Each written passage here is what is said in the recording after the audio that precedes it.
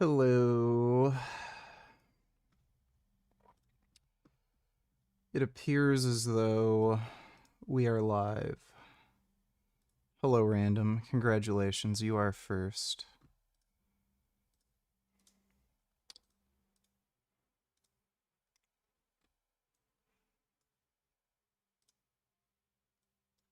Hope everybody out there is having a wonderful Thursday.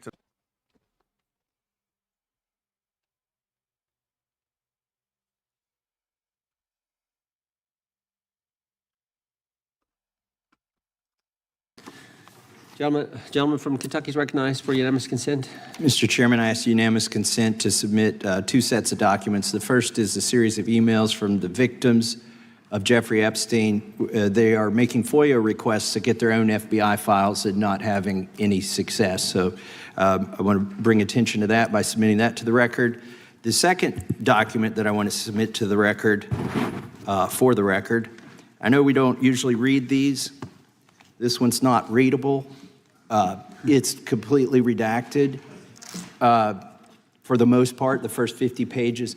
This is actually the search warrant that was served on James O'Keefe for a diary that he had already given to the government 2 months before. And as it turns out, there were no indictments here, yet he still doesn't know why he was raided, and I think he deserves to know. So, Without objection.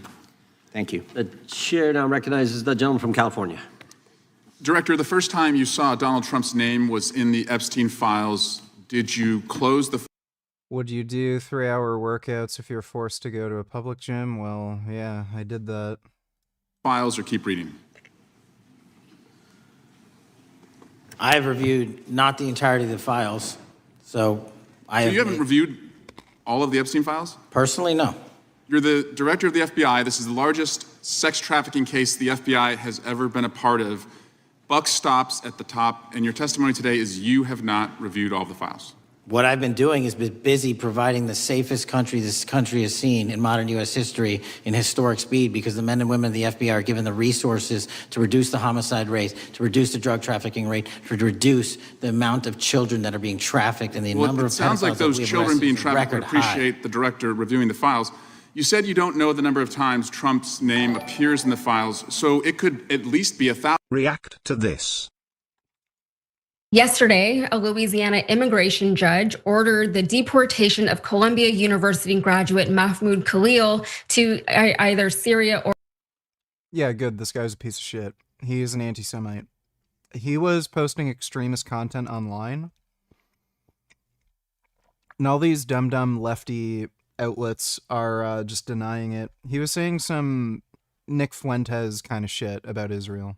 Or Algeria for allegedly omitting info from his green card application. So the order, dated 12 September by the immigration judge, asserted the lack of full disclosure on Khalil's green card application was not an oversight by an uninformed, uneducated applicant. Rather, this court finds with that respondent willfully misrepresented material facts. It is hereby further ordered that respondent be removed from the United States to Algeria, or in the alternative to Syria, wrote the judge.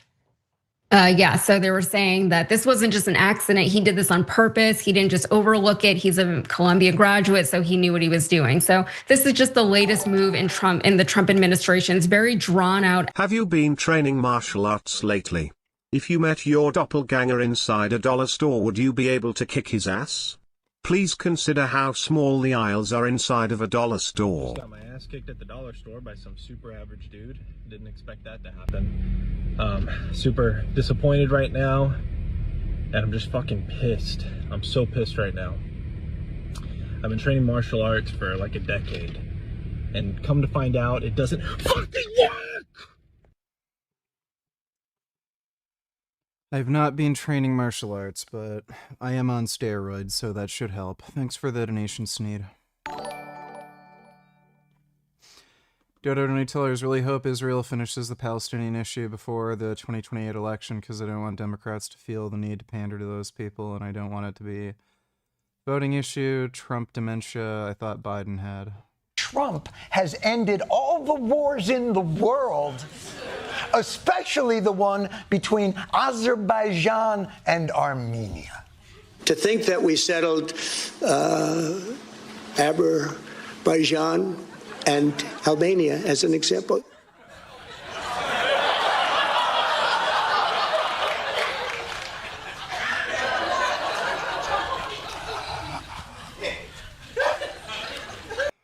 And the right wing will never talk about the Trump gaffes, or they'll make up some stupid excuse like, oh, well, his teleprompter broke, or he was tired, or, you know, oh, it doesn't matter.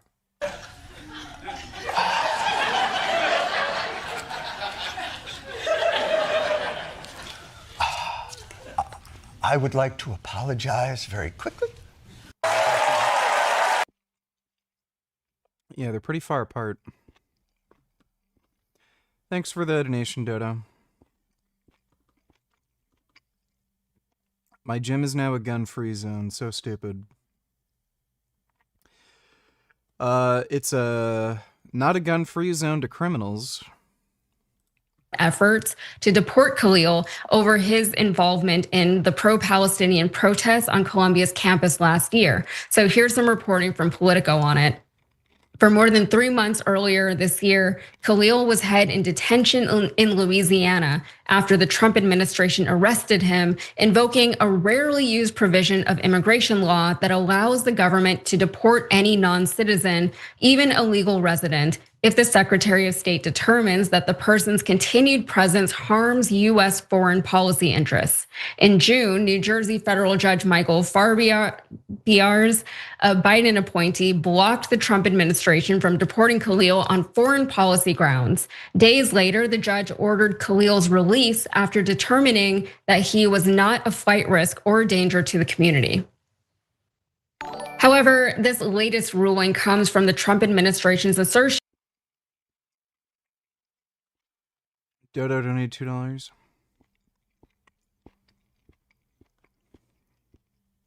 Breakthrough in robotics, spherical gears under mass production. Spherical gears, kind of joint that would allow a robot to move like a human. Shoulder have been notoriously difficult to manufacture.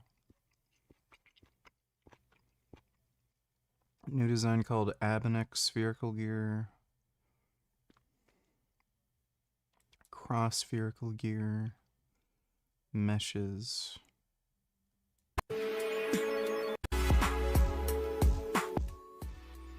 That's interesting.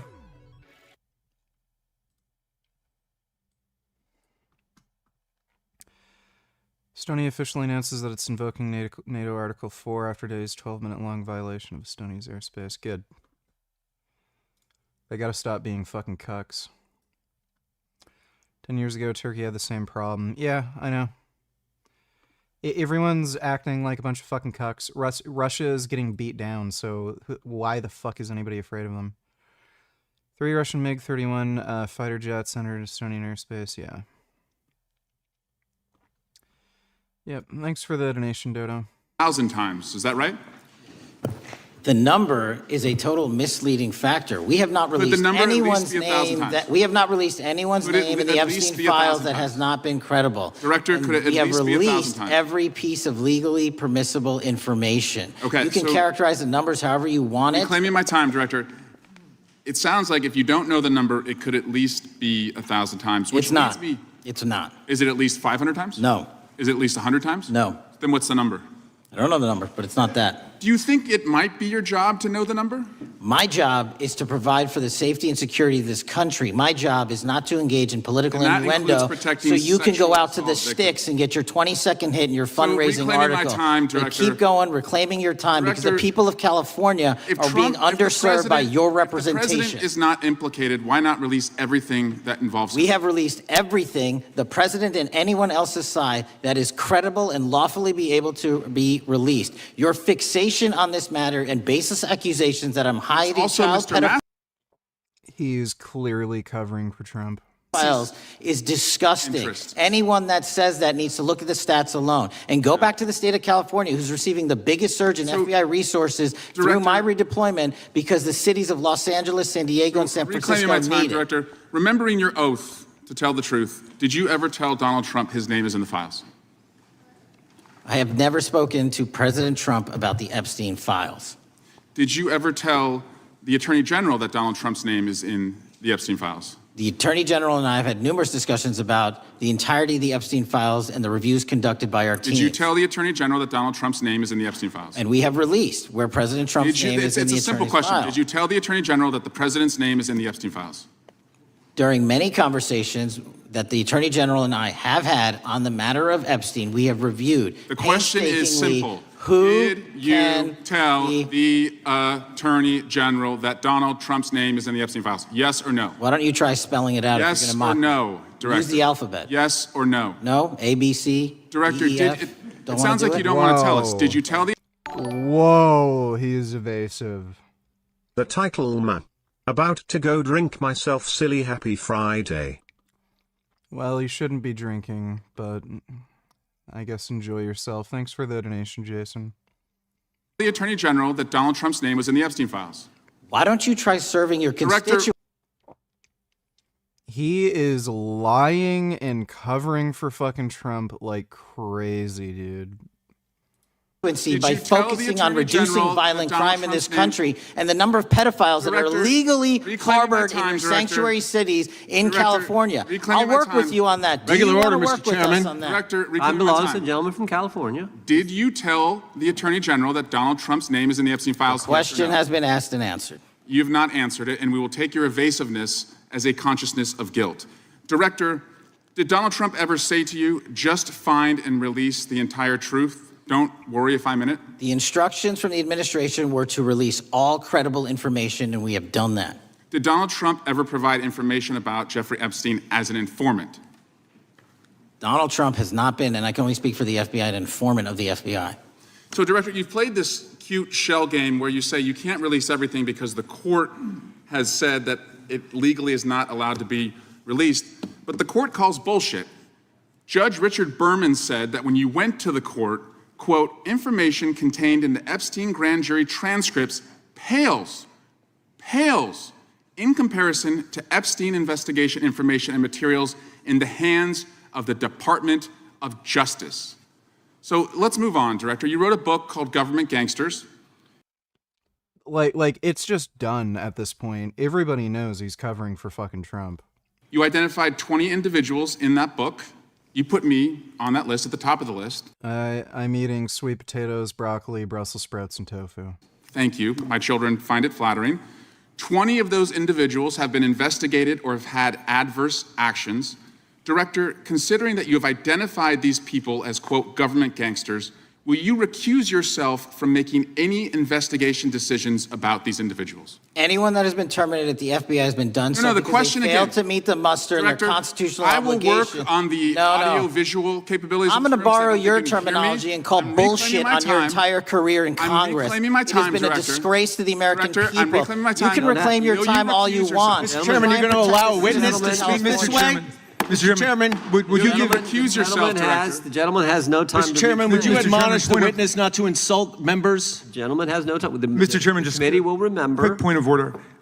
Could the gentleman be extended an additional 20 seconds to complete his thoughts since the witness decided to interrupt him continuously? And the witness will be able to respond if he wants. We'll make sure Thank he has you. time to do that. My question Gentleman, is, continue. will you, Director, recuse yourself, yes or no, from investigating or making decisions about the 60 individuals, including myself, that you identified as government gangsters? Yes or no? Time of the gentleman has expired. The witness may respond if he would like.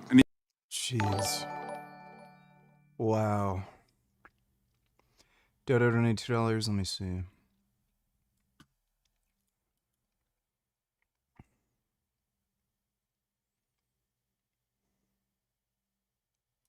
I would rather be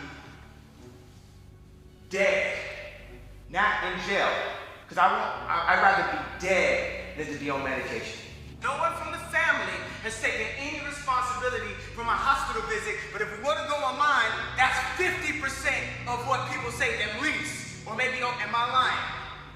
It doesn't matter. Am I lying? It do matter! It does matter! It does matter! Ordinarily, you just said, I have to finish the sentence. It does matter! It matters to us and you. It doesn't matter. Hopefully Trump gets sued all the way into homelessness. That would be good. He's probably not going to live much longer, though, anyway. Thanks for the donation, Dodo.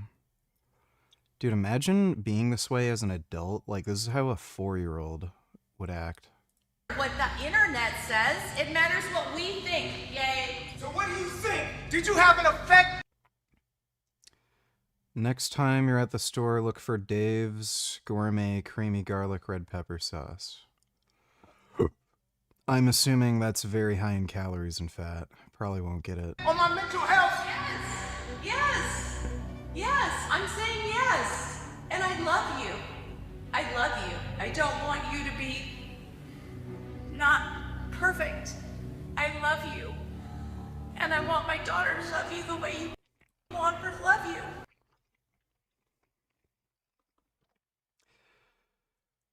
Yeah, Kanye West should probably just be in a fucking mental hospital. Today is September 18th. All right, so unfortunately, as I'm looking through social media, we're getting to a point where we're seeing almost investigation and people trying to position. If that... Yeah. The time of the buck has come.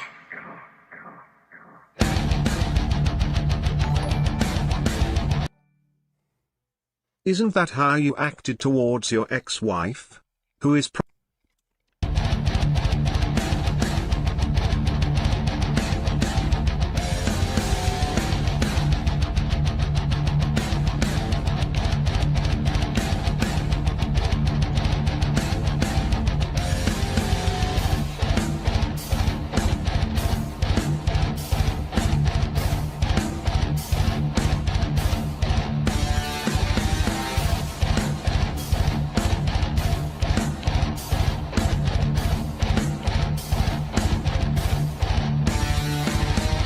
All right. So we're going to get to the dating in a bit. Dodo, donate $2. How could anyone love a piece of shit like Kanye? Well, they're around him for money, obviously. Thanks for the donation, Dodo.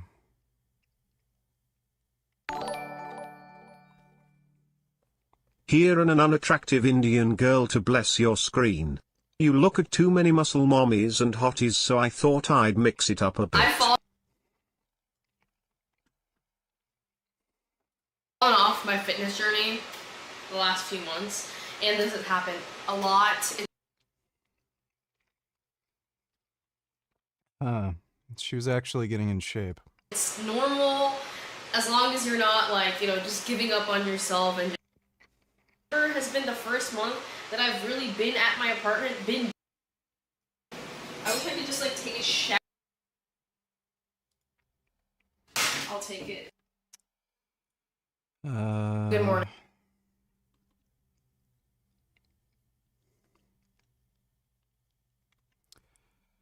Okay, thanks for the donation, Ugly Police.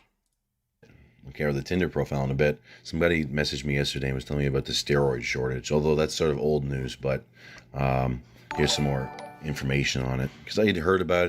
Titsiny is streaming. Can you go interrupt him? PLS, if he's not in his server, can you call him or at least DM him? Plaza go now and or DM or call Andrew Wilson if Titsiny isn't on or ignores you. PLS, yes, do it now, I said so. There is plenty to ramble about.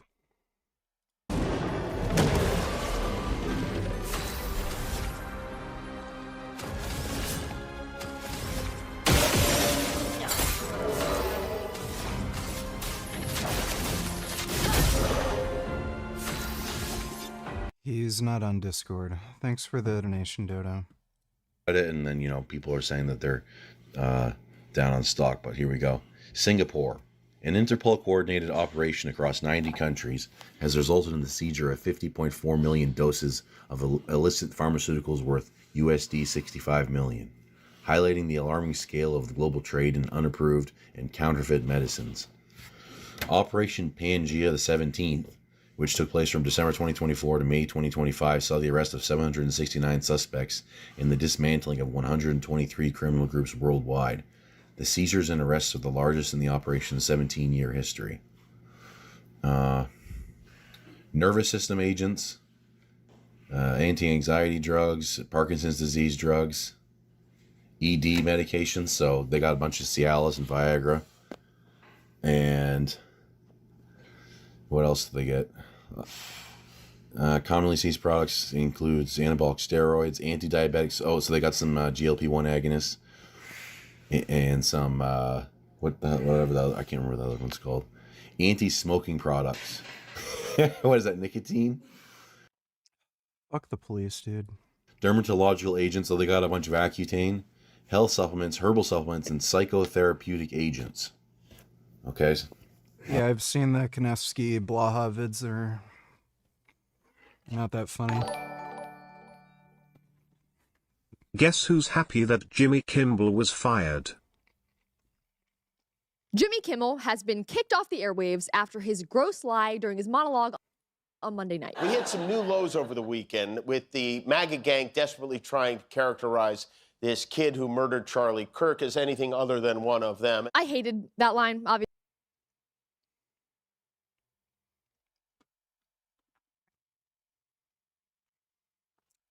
So it's worth firing somebody over misinformation?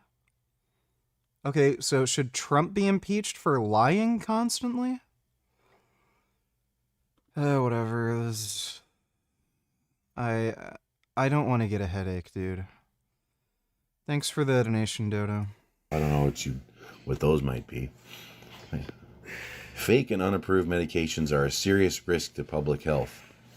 What about real and approved medications? I mean, yeah, but trust the science, right? These can include let's talk about fake and unapproved medications. They can include dangerous or illegal ingredients, potentially resulting in severe illness or even death. I suppose that's true. The rapid growth of online platforms has made it easier for these unsafe drugs to reach people, as well as opening new opportunities for criminal networks to exploit. Gee, it's almost as if they should just sell these drugs to whoever wants to buy them, rather than forcing people to get it through underground sources. Oh, well. Anti-diabetic medications and peptides. They're more like hunger-suppressing peptides. Reagan is honestly even worse than Brett. She's definitely more of a airhead, for sure. Thanks for the donation, though, Dodo. All right. Here we go. This is still kind of loud for me. How about for you guys? Oh, it's not too bad. All right, good. Let me turn it down a little bit more, though. Maybe you won't even be able to hear it. No, you'll be able to hear it. We're in Neo's office right now while he's in the cubicle next to me.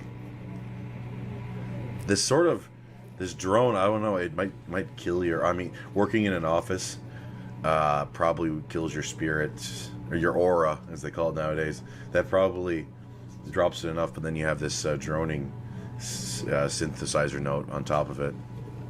Probably doesn't help. This ambience uses dial-up internet noises.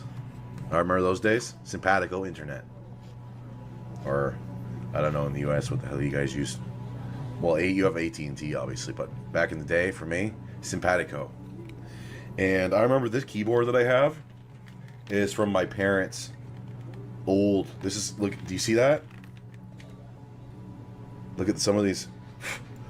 Some of the keys, I like them more than others. You haven't noticed. It's a little... Oh, that's a shadow. Okay, good. If you actually saw this thing in high definition, you'd be like, that's disgusting. I haven't cleaned it since 2018. Most likely because unlike Brett, she is a clown nut job.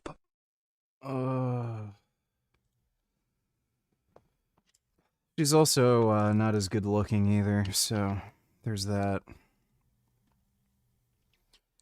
Thanks for the donation, though, Dodo.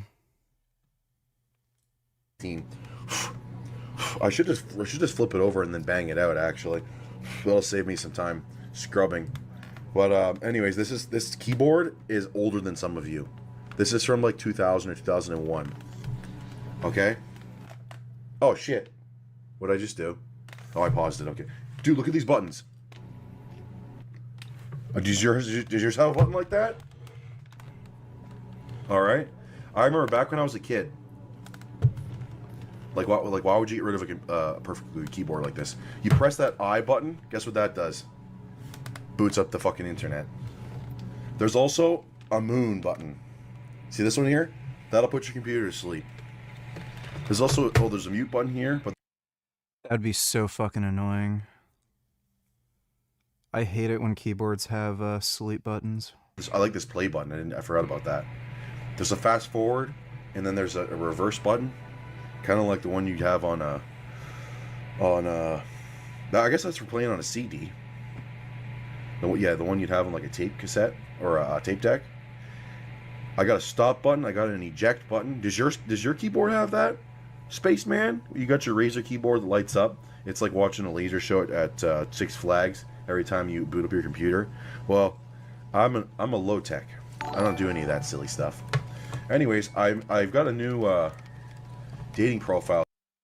Dodo Donatellers, this is what Trump is doing to the economy right now. Watch for 5 seconds. That's it. My career's over. No, hold on. Now it's over. Pretty much.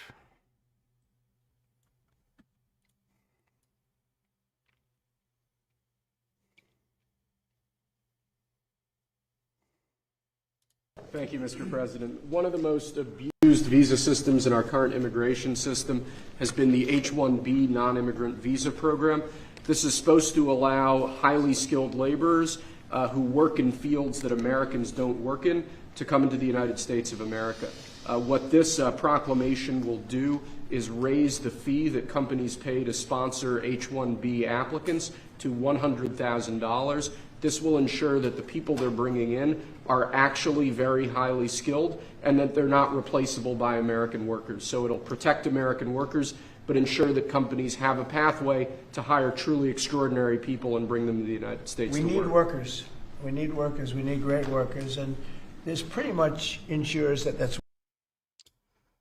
I don't know if that is at all helpful. Thanks for the donation, though, Dodo. Oh, here, let's check it out. All right. Oh my goodness, fucking beautiful. Someone's printing something. Well, guys, in just a moment, you're gonna see another masterpiece, kind of. Okay. Here we go. So we got some new additions here. Perfect. Crazy Joey. My face. This is with my old camera where it makes me look really fucking ugly. I'm not naturally that ugly. I'm from the Bronx. All right, perfect.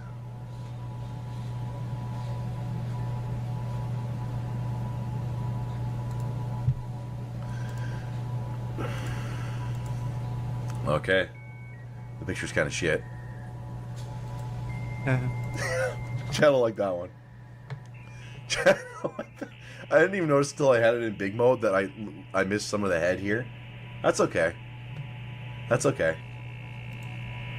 Alright, now let's check out the girls. I don't even know if this girl's in Yes, I've seen the movie 300. my league. She seems kind of mid. Okay. I'll take the dog. Alright, she's still figuring it out. Let's help her. I thought it was going to be all fatties, but I guess we're only 2 in. This girl's kind of boring. Yeah, they're gonna show him like 2 or 3 decent profiles, and the rest are gonna be psychotic. Quite frankly. While We're Young by Jaheen Aiko. It's probably trash. Some guy, I don't know, last week, whenever the hell I was talking about Looking for someone who will get rid of bugs for me. Oh, I get it. Being inspired or just a sort of understanding merit, especially in music.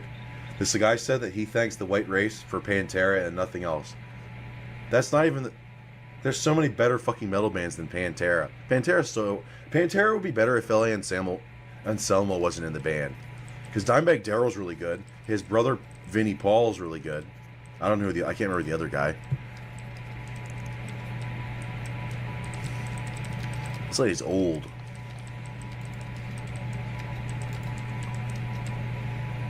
Town festivities. There's going to be a hanging. Okay. Look at that thumbnail. Perfect. This is what I mean. Like, this girl has no muscle on her legs, but her ass is gonna look good because these shorts do wonders. That girl looks old. She looks more like 34. I should have right swiped her, actually. Said long-term partner. Oh yeah, my new thing's Indian girls. Although I don't even know what this girl is. I hate this haircut. It doesn't look good. It doesn't even look good on black women. Here we go. First impression. Can I send one of those? I have 0 left. Why the hell? Why did it fucking tease me like that? Probably autism. I gotta read this Michael Savage quote progressively about worse. autism and how it's he's like in 95% of the No, he's 32. He's 2 years younger than me. He just looks way older. cases, it's just a kid that someone needs to tell to stop acting like an idiot and cut the act out. You putz. All right. I don't like that. Okay. This girl looks like she gets goes on vacations a lot. All right. Jazz. Is that your real first name? But anyways, my point I was trying to make was that lady's had sex with so many black. I'm surprised he's not getting like horrendous, crazy single mom profiles yet. Guys, that her name's become Jazz. Okay. This girl's 32. Oh, okay, she's fat.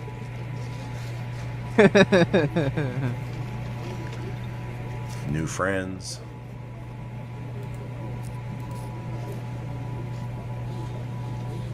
Legs are kind of shit. Ooh, English. Oh, but I get recommended the craziest things on, well, not craziest things, but I don't know why they recommend shit to me on YouTube.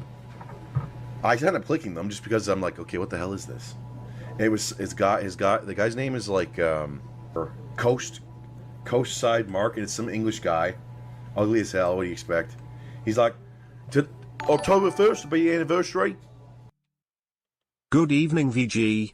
See if you can debunk this guy's critical evaluation of the Charlie Kirk FBI timeline of events, who happens to be named Valhalla. Multiple people I know told me to watch this guy. This guy is a known fucktard. I kind of don't want to bother.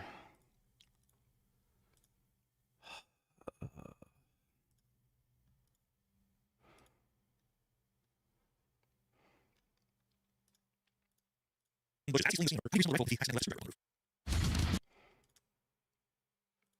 a little too fast.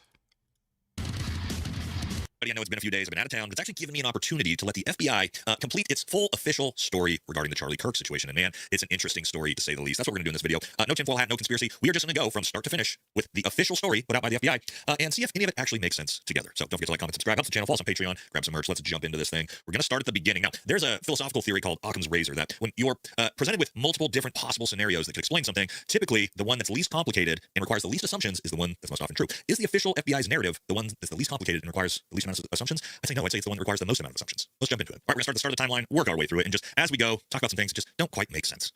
That's not that outrageous of a theory. Then, according to the FBI, we got to get into, as he gets to the event, his clothing situation. A lot of supposed clothes changes in a weird timeline that doesn't make sense. I'll let the FBI talk about them. So when he's first spotted on campus, he has different clothing on, and then he changes clothing on the roof, and then changed back into that clothing at some point, so that when he was apprehended, when he was arrested, the clothing matched the clothing he had on before the shooting here at UP. Right, so we're off to a great start, right? So the suspect arrives in some clothing, he changes that clothing, puts it in, I'm assuming, this tiny little backpack where he's also got a broken down 30-06, we'll get into that in a second, climbs to the roof, changes his clothing, takes the shot, and we're gonna get to the roof timeline events here in a minute, changes back out of that clothing, and then flees and escapes the scene. All right, so more clothing changes than Taylor Swift concert.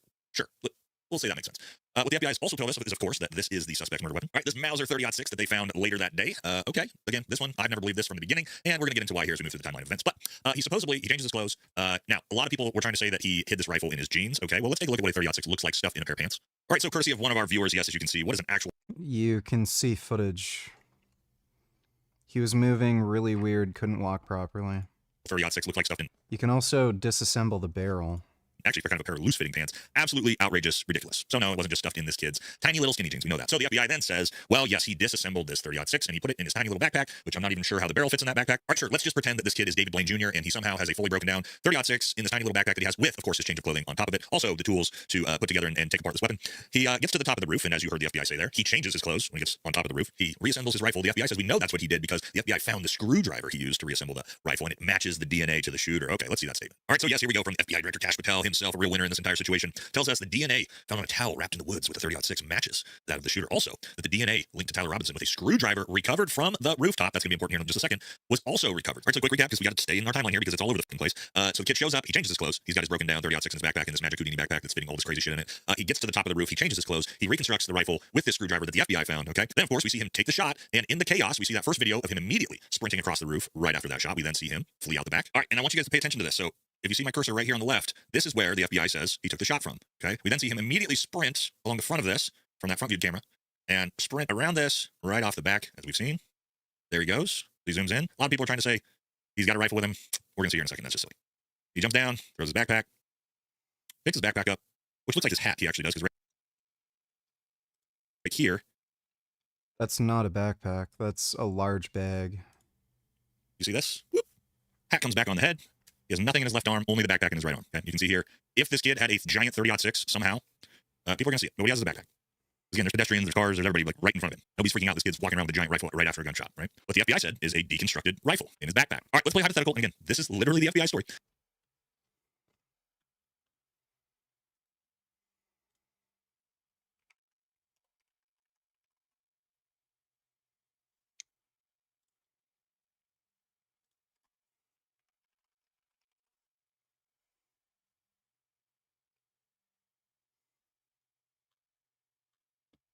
Here's a quick tip if you're trying to field strip a Mauser. When you're going to field strip the bolt, don't just remove the bolt without thinking about it willy-nilly. Okay, what you should do is you can do it, no stress.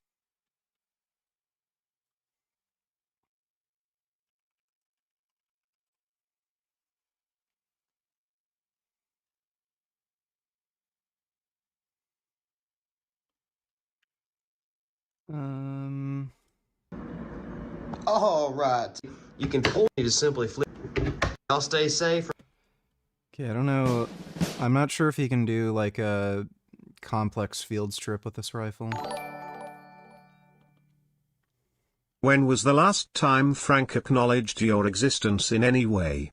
Why do you think he spends so much time talking about Illuminati, secret society, Freemason, gang stalkers, but never responds to your reactions at all? Do you think he's afraid of you? Yeah, every time I've made a video about him, every time we've debated, he's lost miserably, so... He doesn't... Ever since I exposed him for being gay, he hasn't wanted to mention my name. Thanks for the donation, Blackberry. Schmeminter donated $2. And is putting gay chemicals in the vapes, coupled with fruity pina colada flavoring agents. Many nicotine enjoyers in this country are on the business end of an all-out circus of predatory endocrine warfare. Life isn't meant to be a strawberry margarita sideshow for flamers. Pretty sure that's AI.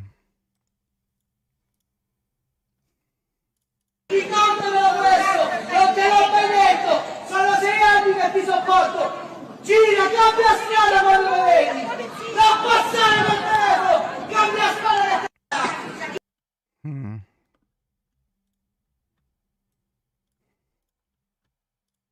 Fucking peace, Doris!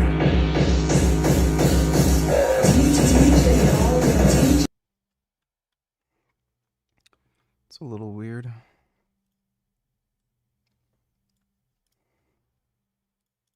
Today I'm asking some socialists what their favorite revolution is. I think my favorite revolution's the Iranian Revolution. I think it's really cool how workers were just able to overthrow a dictator.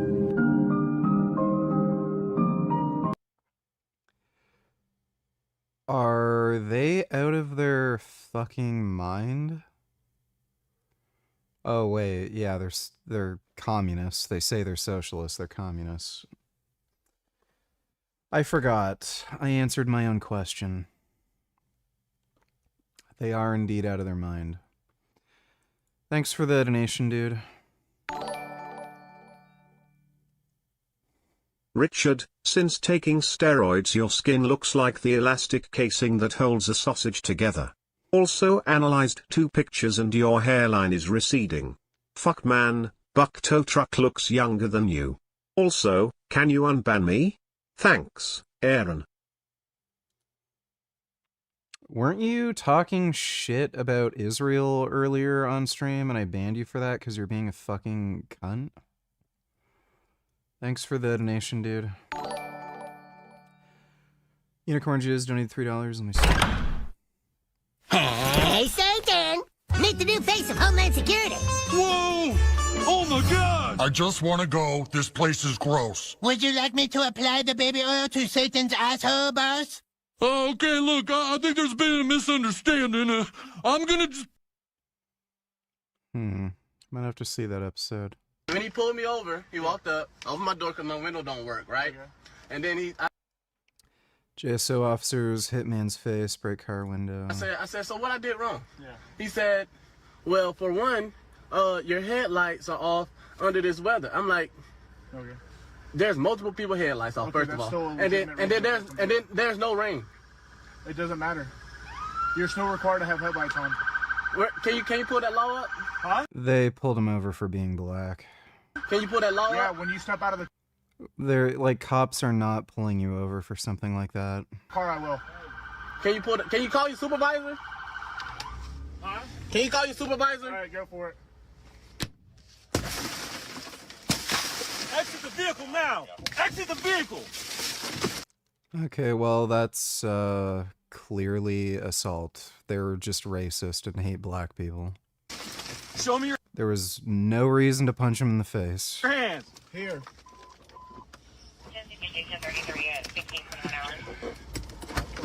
I'm here. What is your reason, sir? Step out. What is your reason? Step out now. All right. No, don't. They pulled him over for being black. So the reason for the traffic stop was he didn't have his headlights on during daytime and it's not even raining. Just looks like it's a little overcast. And they smash his window and then punch him in the face and drag him out of the car and throw him to the ground because he was being a little uncooperative, just asking for a supervisor. Stop fighting! Put your hands behind your back! Put your hands behind your back! Hands behind your back! He's not resisting. What's wrong with you? Jeez. Hopefully that guy gets a lot of money in a lawsuit. Would like to share, Piglet. Perhaps I will share. In just a few more slurps, I can. Wait! Oh, what are you doing?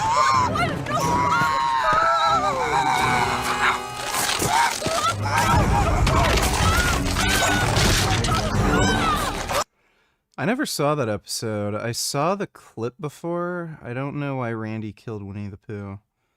Thanks for the donation, though, Unicorn Jizz.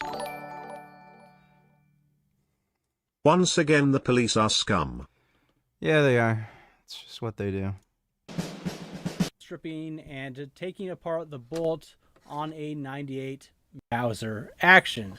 And there have been a lot of comments on it lately asking about breaking it down and skepticism saying, oh yeah, the shooter certainly did this after taking a shot and running off in the woods. No way he did this. And I think this comes from a misunderstanding from non-gun guys on what it means to break down a rifle.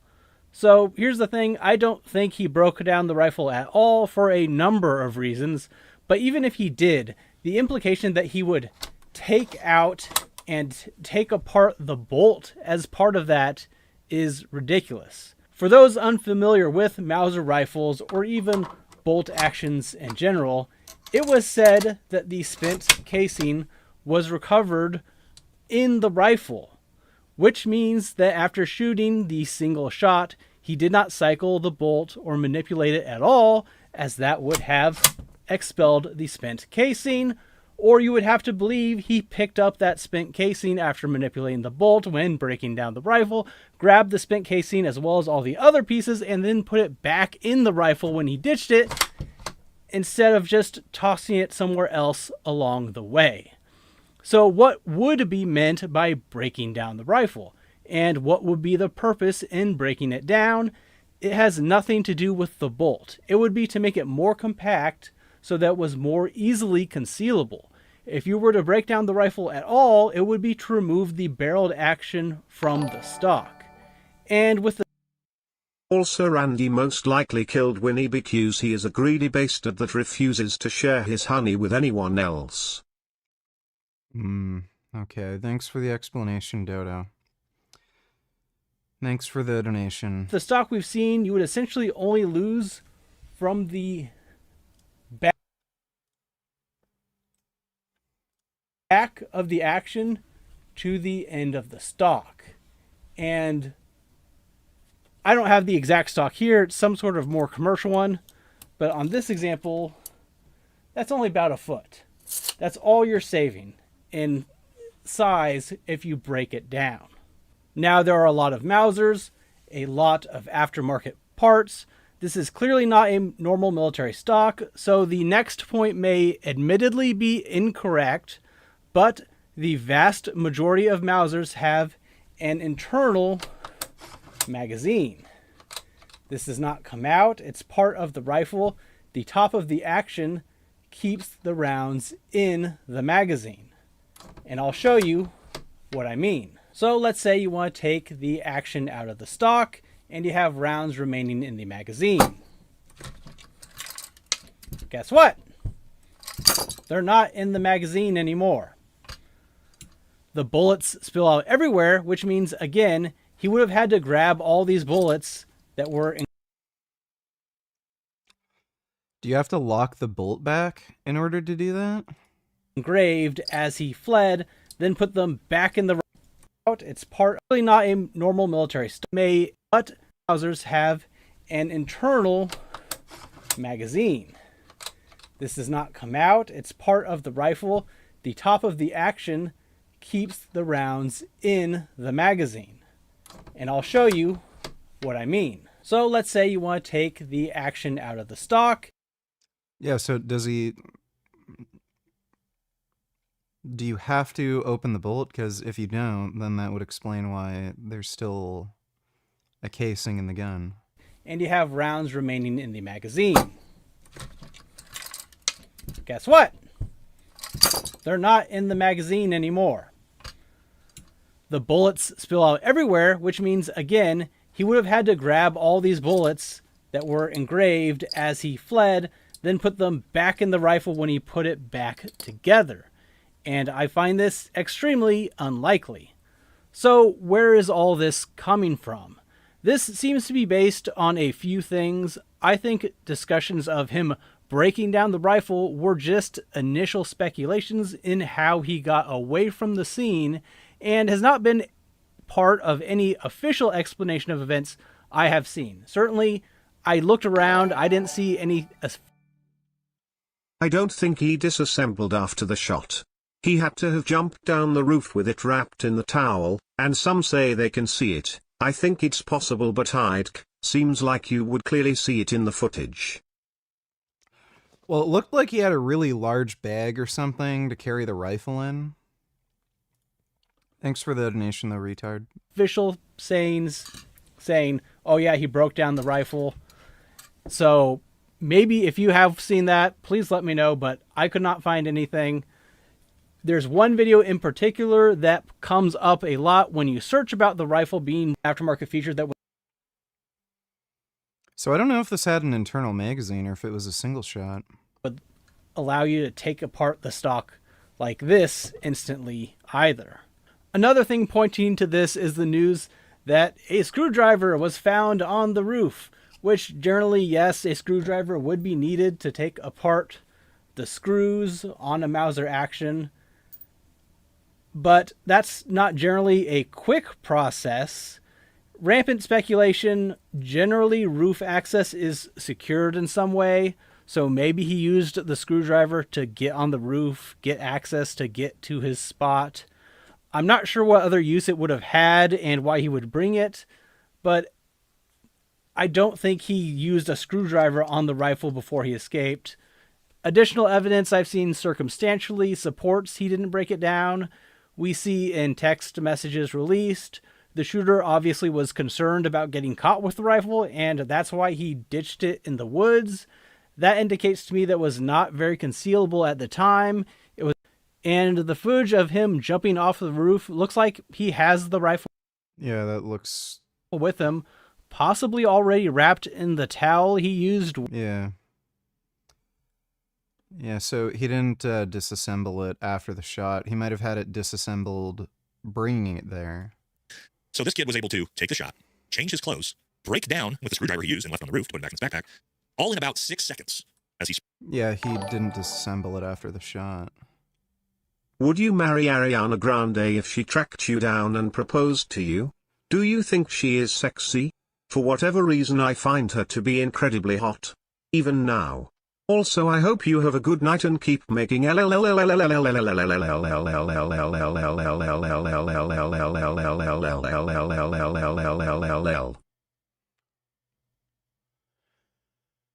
No, I do not find Ariana Grande attractive, and I wouldn't marry her. Thanks for the donation, Rusty Shackelford.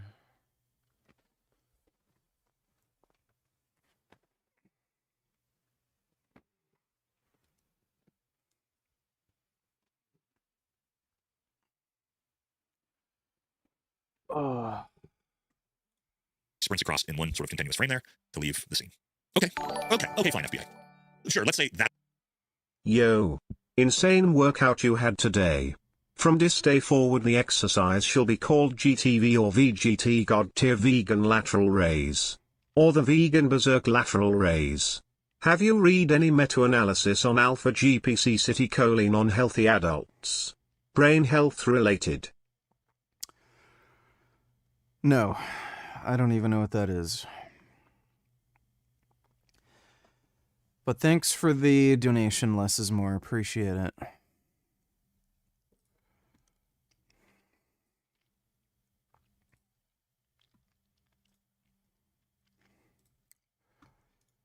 I have the new camera set up for the workouts. This is the lateral raise thing I was talking about. That's a really fucking good lateral raise variation.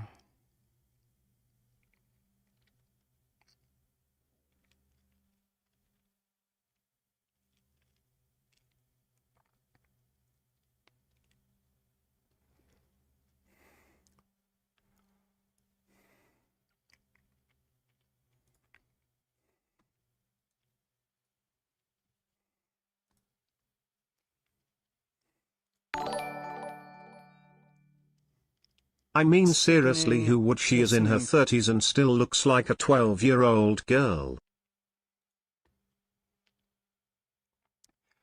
Yeah, she does not look attractive. Isn't she like anorexic now too? Thanks for the donation though, Dodo.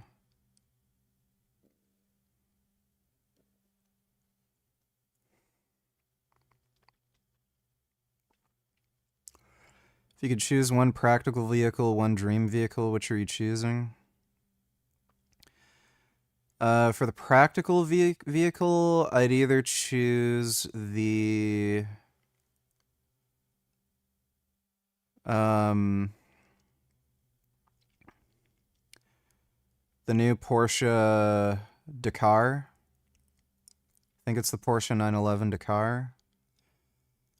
Or one of the, like, the Mitsubishi Lancer Evo when they were good. You know. And for the dream car, it would definitely be an Ariel Atom. Rally cars are just fucking dope, dude. They can go off-road, they're high-powered, they handle well in snow, rain, normal tarmac. So, rally car would be fucking goated. That's all somehow true. Well, what's the problem that we just ran into now? Well, that screwdriver he used to disassemble and reassemble the weapon, FBI, you found it on the roof. He left it on the roof.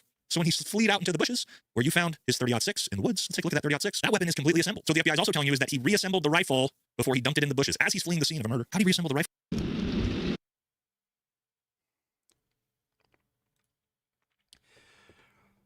Yeah, Charlie got shot in the chest and he was wearing a plate carrier, and it ricocheted. Fairly small wound as you still frame the pictures. So here's the actual still frame. Again, the FBI wants you to believe that wound right there is an entrance wound from a 30-06 round, which we just saw demonstrated, and there was no exit wound. Okay. You know, people say, well, bullets do funny things. Yeah, that would have been real. Like, none of this is... The FBI is just incompetent, and they've said some stupid things. That's all there is to it. But he probably had the rifle disassembled, reassembled it when he was about to take the shot, took off with it, assembled, dumped it in the woods, and the reason why there's that small entrance wound is just because the bullet ricocheted off his plate carrier. Of me not gambling, 36 months. Yeah, I don't want to spend money on these gambling devices anymore. I'd rather spend it on beer. That's the best English accent I can do right now, unfortunately.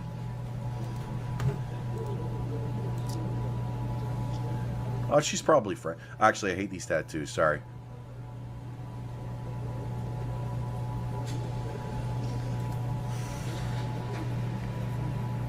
I don't even know where Madison is. Okay. Do you think a veterinary nurse is as slutty as a normal nurse?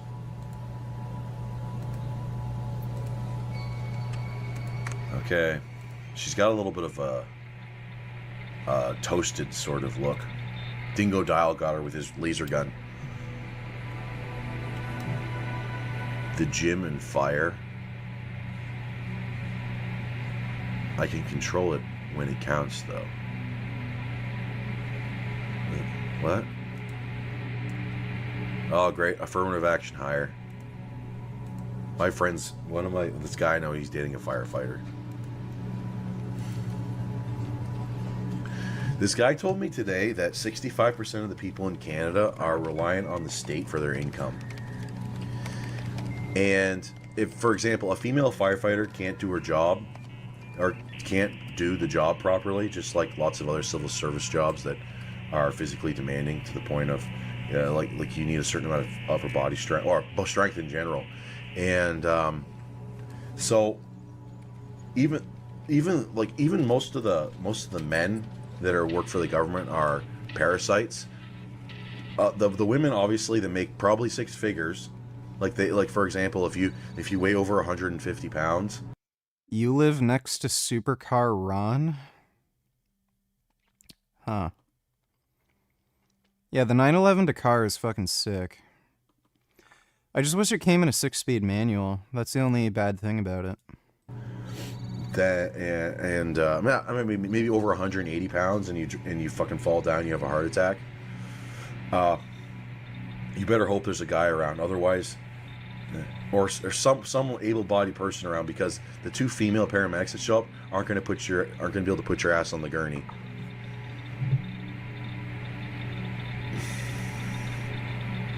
Oh. Yeah.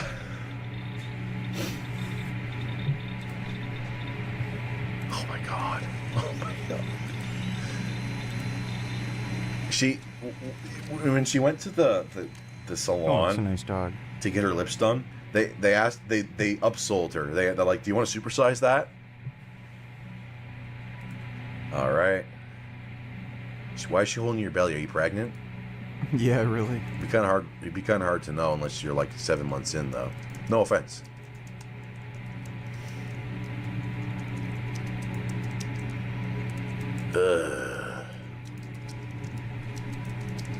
Social media. Why does it give me the option to go right? Yep, I'll text you back right away because I like you and I'm a fucking adult and I'm probably on my phone anyways. Yep, I'll celebrate everything you do.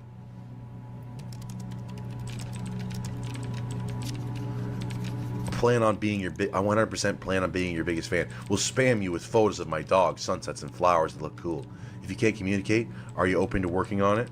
No one has it all together. We all need patience and kindness. Come as you are. Can truly only entertain one connection at a time. Thanks for understanding.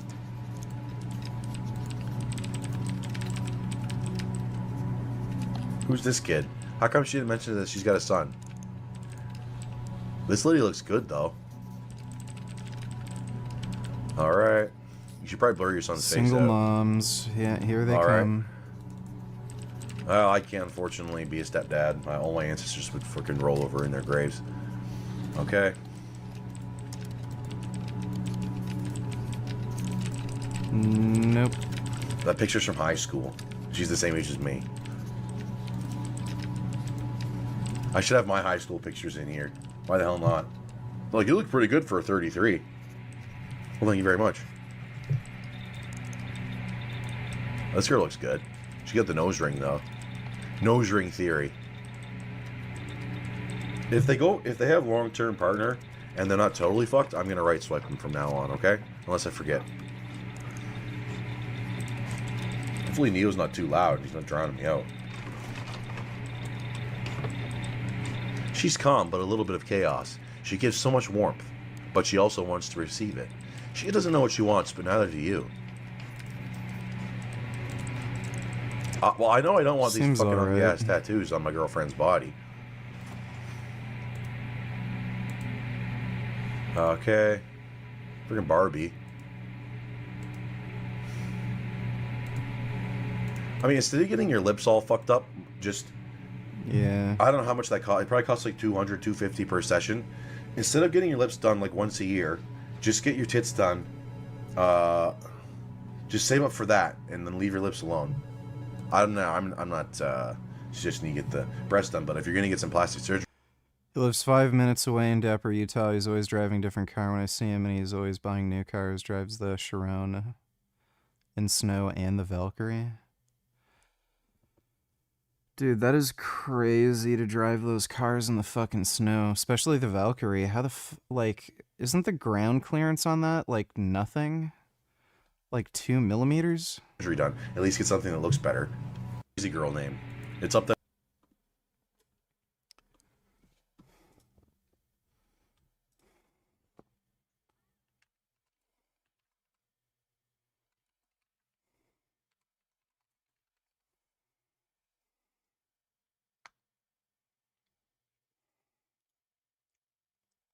That owns a Valkyrie that is not driving around in the snow is wasting. Dodo donated $2. Let me see. The United States enters the war, which you'd think would be good for Britain, except it produces Hitler's second happy time. Why? Because Admiral King, like his Royal Navy predecessors in the previous war, doesn't think convoying is the manly thing for naval officers to be up to. So he's not for convoying. Also, Americans don't turn off the lights, and therefore, as merchant ships are going up the east coast of the United States, the lighting is just highlighting their silhouettes, making them much easier to sink. And oh, by the way, in those days, Louisiana, Texas oil, which is supplying the east coast where a lot of American industry is is coming up by ships on the eastern seaboard, and particularly by Cape Hatteras shoals, which are like 30 miles wide, become a total kill zone. So Admiral King rethinks it after losing more than 1 million tons of tonnage in the first 3 months of 42 and goes, oh, gee whiz, maybe we should do convoys. Yes. And the United States does interlocking convoy system by May of 1942, but then Dönitz just starts hunting things a little further south in the Caribbean. Huh. It's almost as if they're jackasses. Look around and you'll notice. Okay, thanks for the donation, Dodo. Thank you for the donation, Chris. Appreciate it. Part of their lives. You know what I mean?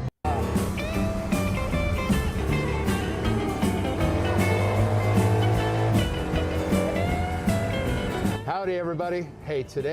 Jeez.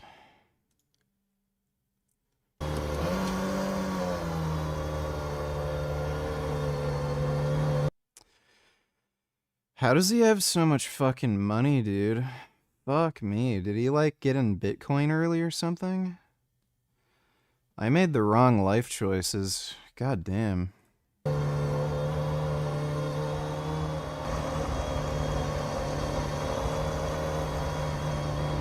right, this is the moment of truth.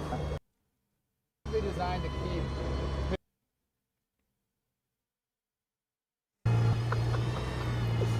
Also, we did not. Snowiest day of the whole year.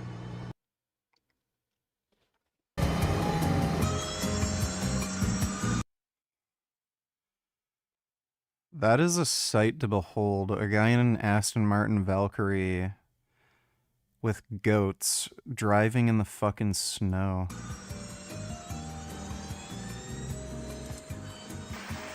What the fuck?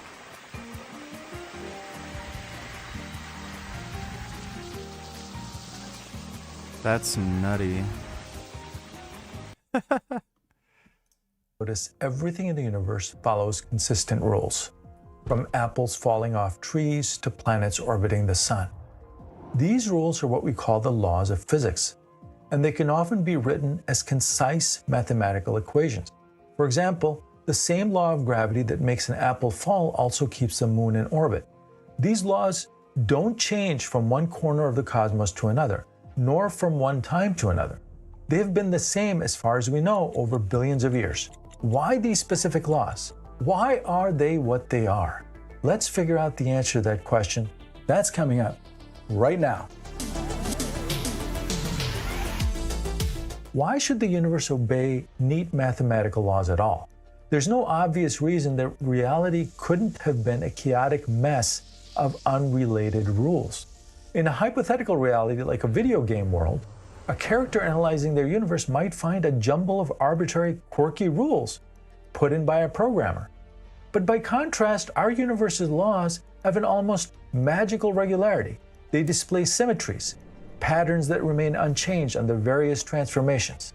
As I showed in a prior video, this is why certain quantities like energy and momentum are always conserved. Could they have been different? Certain symmetries demand certain laws. Emmy Noether showed that if you want the laws of the universe to remain the same over time, then the law of energy conservation has to be true, meaning that energy cannot be created or destroyed, at least not locally. And if you want the laws to be the same here as on the moon or as on a different galaxy, then the law of momentum conservation has to be true. I have a video on why these laws... He started a furniture company that became really big? Fuck. That's nuts, man. I should just sell drugs. Like, I should just sell fentanyl. You know? There's already a big market for it. It's cheap to produce. You know? And people get addicted to it and want to keep buying it. I should just sell fentanyl to be rich. Be able to afford a Aston Martin Valkyrie. Laws must be true under those symmetries here if you want to know the details. Closely related to symmetry is the potential for unification in physics. The idea that all the different forces and particles we see might be aspects of one single fundamental principle. Unification has been the holy grail of physics. History has seen some great successes here. Isaac Newton realized that the gravity holding us here on Earth and the gravity guiding planets are one and the same law. In the 19th century, James Clerk Maxwell discovered that electricity, magnetism, and light are all unified in a single theory of electromagnetism. In the 1960s, physicists showed that electromagnetism and the weak nuclear force, which is responsible for certain kinds of radioactive decay, are actually two facets of one electroweak force. These triumphs encourage the idea that the four fundamental forces we know of, that is, electromagnetism, the strong force, the weak force, and gravity, might all merge into one force at high energies, or early moments of the Big Bang. In other words, the many laws we have now could be branches of a single trunk. The laws of the universe could exist as they do because at the deepest level, there's only one law, which may even be an elegant and simple one. This is one of the reasons why so many physicists are working on the elusive theory of everything. Another answer regarding why our laws exist could be found if we look at the universe from an anthropic point of view. The laws seem almost custom-made for the existence of complexity and life. Scientists refer to this as fine-tuning. There are fundamental constants in physics, fixed numbers like the strength of gravity, the charge of an electron, and the mass of a proton, etc., which could, in theory, have been different. Tweaking these values even a little in some cases would result in a universe where life, or even chemistry and stars, could never arise. There's nothing mathematically wrong with those other hypothetical universes. They just wouldn't be so interesting because there would be no galaxies, no planets, no DNA, maybe not even any atoms at all. For example, a slight increase in the strength of the electromagnetic force might cause atoms to stick together so tightly that chemistry as we know it couldn't happen. A tiny decrease in the strong nuclear force could make atomic nuclei unstable, meaning no complex elements beyond hydrogen. Change the balance of these forces or the masses of particles just a little bit, and the universe might have consisted of nothing but diffuse gas, or collapsed into a black hole, or never formed stars to begin with. The bottom line is, out of an unimaginably large space of possible physical laws and constants, the set that yields a complex, life-friendly universe like ours is extremely tiny, like hitting the bullseye of a dartboard exactly in the center. The fact that everything is so precisely set or fine-tuned is puzzling. It's as if the universe rolled the dice and somehow landed exactly on the very special values that allow life like ours to exist. Why? If you're fascinated by how simple rules... Whoa. I just realized this guy's bald. ...can generate complex outcomes, the same instinct behind physics, then Triple 10, our sponsor, can help you turn that for companies and more problems like building evidence-driven learning. The anthropic principle could be a possible explanation. In simple terms, it says the universe's laws have to allow life, at least somewhere, because otherwise we wouldn't be here to notice the laws in the first place. In other words, out of all the possible universes with all sorts of laws, it should be no surprise that we find ourselves in one of the rare cases where the laws are compatible with observers existing. Invoking this anthropic principle is not satisfying because it doesn't pinpoint a cause, so much as to say, we got lucky, and only the lucky cases gets observers. So if you buy this idea, then you should marvel at how special our universe's laws are, because the many bad rolls of the dice could just produce no one to marvel at anything. This is where the next idea may make the anthropic principle more powerful. The idea that perhaps there are many, many universes out there, each with different laws. If that's the case, then it's no wonder that one of them turned out to be like ours. So what if our universe, with this specific set of laws, is just one of many? This is the premise of the multiverse hypothesis. The multiverse is a speculative idea that there could be other universes besides our own, possibly an infinite number of them, forming a vast cosmic ensemble. These other universes might have completely different fundamental constants and even entirely different laws of physics. Some might be dead and boring with no structure. Others might have laws so wildly different that we can't even imagine what they'd be like. Keep in mind, however, that life could not be ruled out on all. More Hair Cafe Gold. Sup, chooms? How y'all living? Hope everything is Nova. You'll watch that next. Thanks for the donation, Rena. All the other universes. They could certainly have a different form of life, just not the kind we're familiar with. We happen to live in one universe that's just right for our kind of life. And that's not a coincidence. It's why we're in this one and not some other one. This approach takes the sting out of fine-tuning. If there are countless universes with varying properties, it's not so impossible that one of them hit the jackpot. It's like saying it's incredibly unlikely to win the lottery, but if enough people buy tickets, someone is bound to win. We could be the winning ticket. The anthropic principle would say that conscious observers will only find themselves in those universes that happen to permit conscious beings to exist. You might say, wait a minute, this is just a cop-out way to explain a crazy idea. Prove it. Well, while we can't prove it because there's no direct evidence, there are scientific reasons to take the multiverse idea seriously. There are multiple theories in physics that suggest a multiverse. For example, eternal inflation theory, which is an extension of the Big Bang theory. It predicts that our universe might be just one bubble in an eternally expanding foam of bubble universes.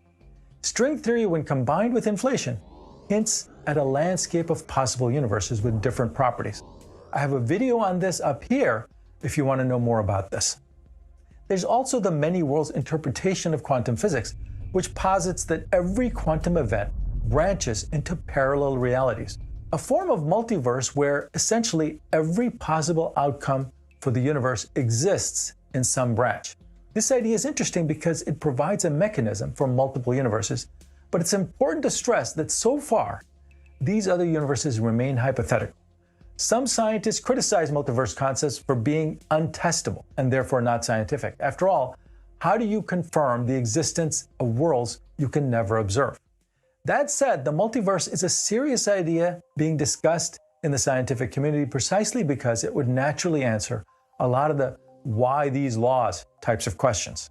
And it's implied in several scientific theories. And if true, it could turn what looks like an astonishing 1 in a trillion coincidence into something inevitable. It would be humbling, implying that our universe might not be unique or special or designed, just one lucky bubble in a vast multitude of universes. Now, so far we've been talking as if the laws of physics are at the deepest level of reality. But another line of thought is that maybe the laws are not fundamental at all, but instead emergent, meaning they arise out of something more basic. In everyday physics, we already see emergence.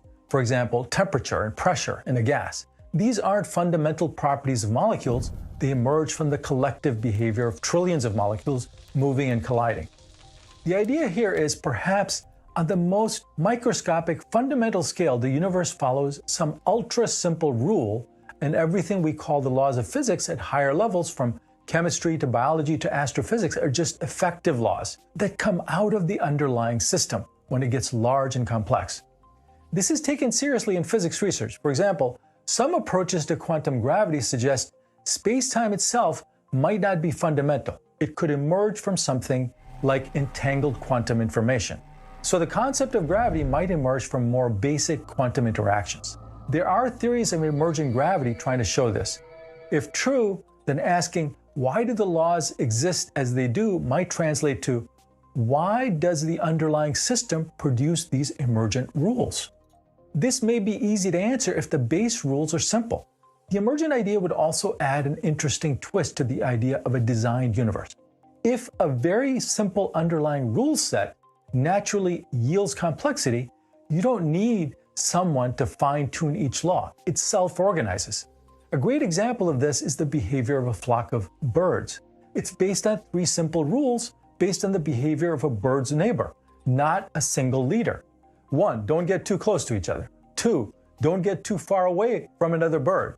And 3, fly in a parallel direction. If you watch, it looks almost designed, but it's emergent, just 3 simple principles. In fact, the video you're seeing here is a computer simulation based on just these 3 rules. It looks like an actual flock of birds. Likewise, maybe our universe's laws are the end result of some basic, simple principles organizing itself.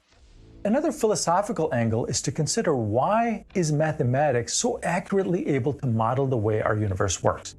Why should the abstract world of numbers align so well with reality? Physicist Max Tegmark turns this argument on its head. He argues that the universe is mathematics. If multiverse, then that mean in at least one universe what Hitler did was good, not bad? PPSA if time machine, then they kill baby Hitler, but why not stop Hitler being born by grabbing Hitler's dad's cock when he about to come and make him shoot load in mouth? Yeah, that might be preferable. Thanks for the donation, Gig. And the physical world is its abstraction, that we simply perceive the mathematical universe as physical because we are inside it. Some philosophers and physicists also talk about the idea of a cosmic designer or creator, not necessarily in a religious way, but as a hypothesis to explain fine-tuning. Maybe an intelligent entity chose the laws. This is similar to the simulation hypothesis, where a programmer programmed the laws of the universe. But as a scientific explanation, that raises more questions than it answers. Who designed the designer's universe? How did the designer arise? It kicks the can down the road without really answering the question.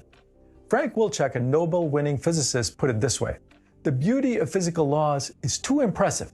It has led people to believe that a tasteful, higher being created us. But this hypothesis goes far beyond the evidence. Before adopting it, we should explore more economical alternatives. Perhaps the most astonishing fact is that there are life-producing laws that are knowable. How lucky we are that we have the capability and are living in a time when we can explore this, what I think is the ultimate existential question, because it leads to the universe, life, and everything we know. Those of you for whom this video may have created a spark to learn more. Fascinating. All right, we'll watch this next. I gotta go make a protein shake and pee, possibly poop. I'll be back in a few minutes. Oh. I am so goddamn sore. But I'll be back in a few minutes.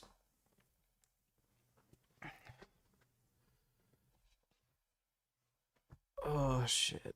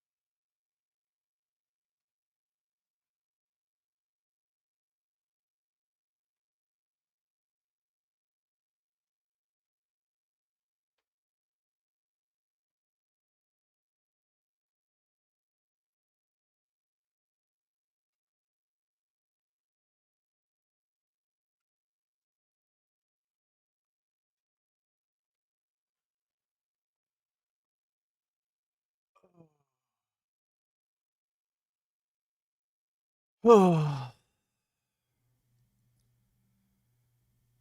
I didn't have to poop. I just peed. And I had my protein shake.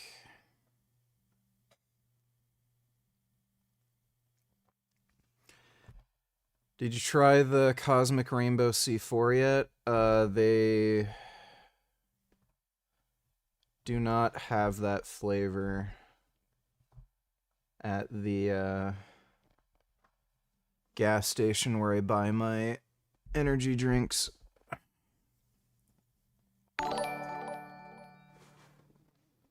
How does this even happen, WTF? Let me see. Everyone got confused after seeing this girl's training routine because it seemed like she is just constantly training to do only a one move. And people were saying that it will never benefit her in a real fight because her opponents could just prepare to defend against her only attack. But then came fight night and she got her chance to silence her haters once and for all.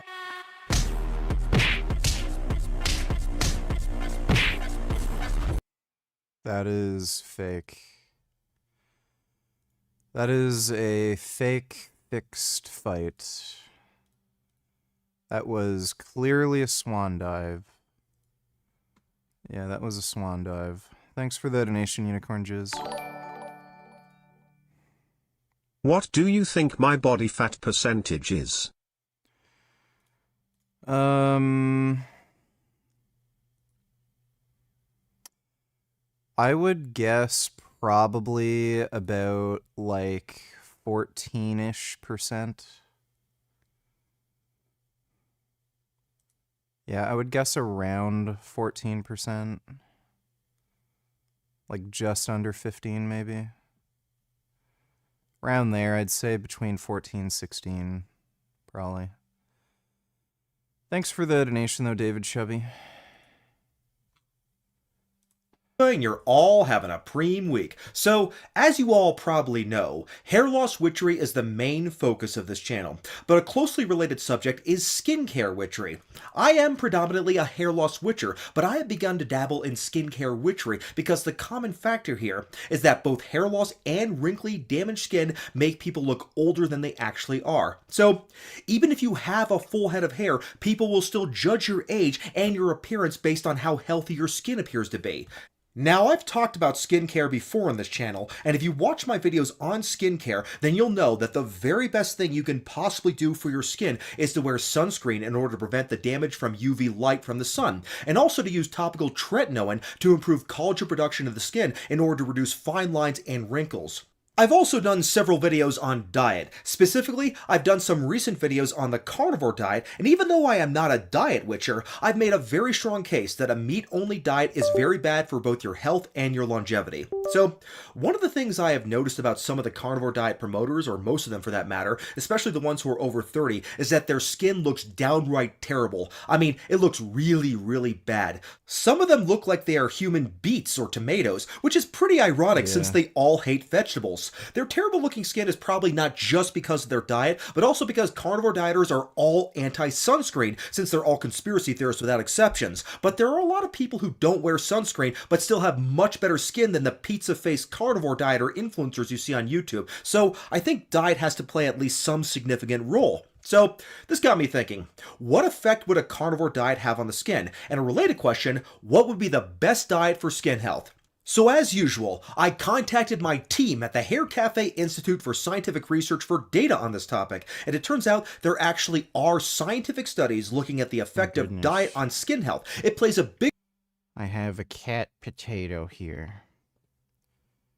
Oh my god, he's so potatoey. Nice and soft like a baked potato. Oh my god, he's so cuddly. Hey there, little cuddly kitty. Oh my goodness. Pussy Lips donated $2. Tough guy right here. Let me see. Baba, it's okay, nigga. What? Hi, how are you? What's up? Good, Pussy Lips. How you doing? Can I take the double? So, would you got anything on that? Can I get a side of your mom's fat ass Pussy Lips too? Bro, what? Can I get an order your mom's fat ass pussy lips too, nigga? What? The number 2. The double. This guy's an asshole. I just wouldn't serve him. Thanks for the donation, Pussy Lips. Bigger role than I originally thought. So, to best explain this, let's... No, I'm never gonna play a Civilization game. Those games are just fucking stupid and lame.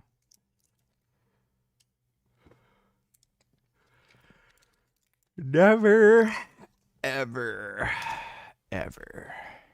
Find out if eating meat and other animal products has any effect on skin health. So, the major protein component of the skin is collagen. And one of the arguments that carnivore dieters make is that the high amount of protein that is found in meat, as well as the high amount of collagen in bone broth, are good for collagen production in the skin.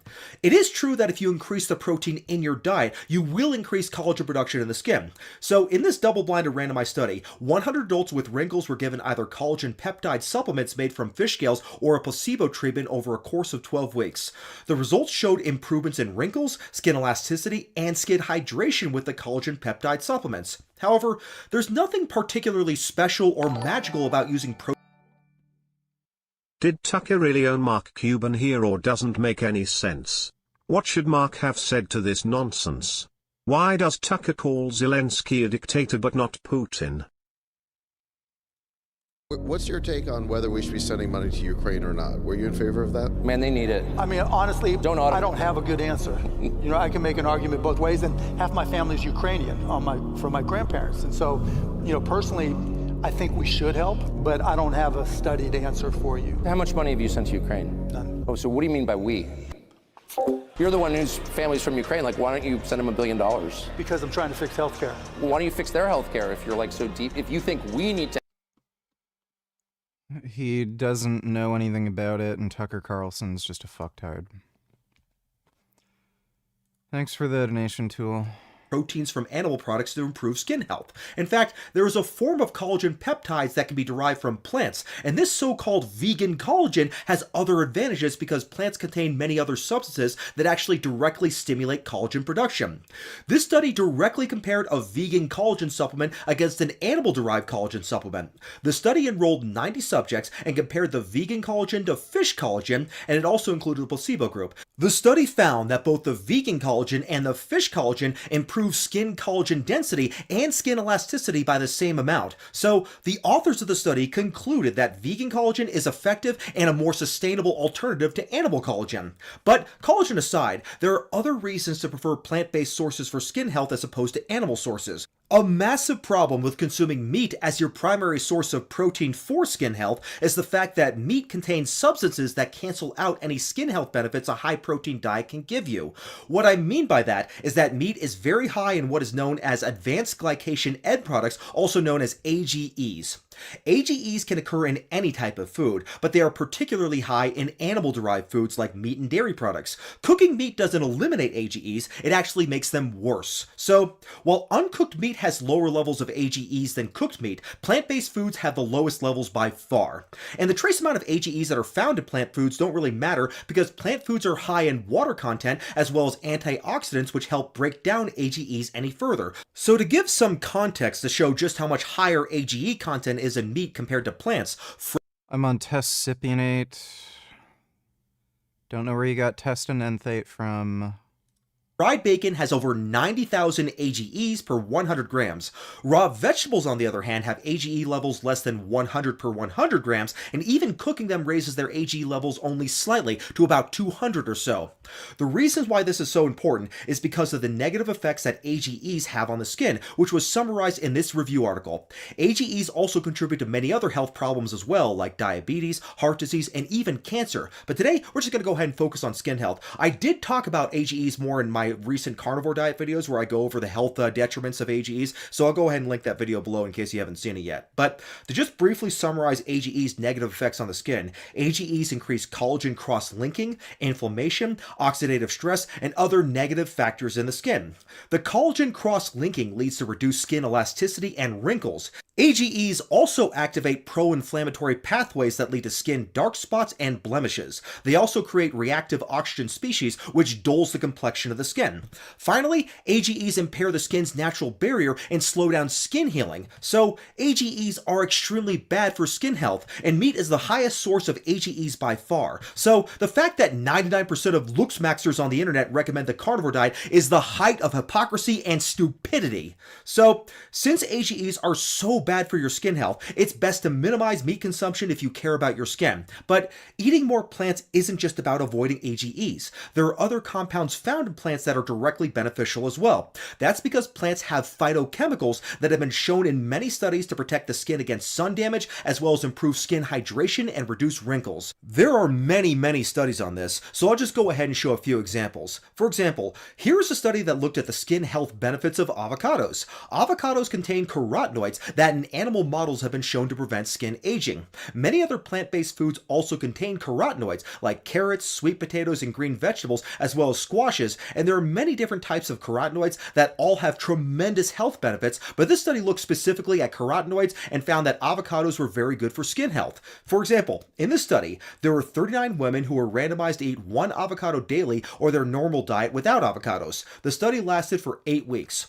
The study found increased elasticity and firmness in the skin in the avocado group compared to the control group. Here are some other examples of plant products improving skin health. The polyphenols, in particular the flavonols that are found in green tea, have been shown to provide photoprotection in animal studies. So this randomized controlled study was done to look at the effects of a green tea. Thanks for the estimate. Well, no problem, David Chubby. Thanks for the big donation, dude. Appreciate that. You're looking fucking yoked, though, dude. I'm surprised you can't do 405 for reps, honestly. Beverage on skin health. 60 women were randomized to consume either a green tea beverage or a placebo over 12 weeks. The green tea reduced the sensitivity to the skin to UV light compared to the control group. In addition, overall skin quality improved in terms of elasticity, hydration, and many other factors as well. Green tea even increased blood flow to the skin, which is great news, of course. So green tea is probably something you should be consuming if you want to improve your skin health. If you want to avoid caffeine, you can still get decaffeinated green tea, which will still have all the same benefits as regular green tea, but obviously without as much caffeine, which is important if you're sensitive to caffeine like I am. Another big factor in skin health is the consumption of fatty acids. This study compared the effects of flaxseed oil, which is high in omega-3 fatty acids, to safflower oil, which is low in omega-3 fatty acids. This was a small study with just 26 women. However, the flaxseed oil group after just 12 weeks was found to have decreased skin sensitivity to irritation, decreased transepidermal water loss, decreased scaling and roughness, and also increased hydration. However, monounsaturated fats, which olive oil, canola oil, and avocado oil are especially high in, have also been shown to improve skin health. This study was an observational study of 1,264 women and 1,655 men aged 45 to 60 years old. Their diets and their skin were both analyzed. The study found that the higher the monounsaturated fat intake, the lower the amount of skin aging. However, what's especially interesting is that this association between monounsaturated fat intake and skin health was not seen with monounsaturated fats from animal products like dairy products. The product with monounsaturated fat that was the most effective in reducing photoaging was olive oil. That makes perfect sense, and that's because olive oil is a major component of the Mediterranean diet, which is the diet that is clinically proven to have the best health outcomes, especially for cardiovascular health. So it's of no surprise that the diet that is best for your health would also be best for your skin health. But again, if you want to get the... Of these 5 people, who do you consider the biggest jackass and why? Greg Doucette, Frank Tofano, Penguins Zero, Jason Blaha, or Cosmic Skeptic? Penguin Zero, he's by far the biggest jackass. He is a lying toddler with a beard. Out of all of them, he is the most dishonest, manipulative, slimy rat fuck of them all. So, yeah, without a doubt, no question, undisputable, Penguin Zero is the biggest jackass. Thanks for the donation, though, Killian Titan.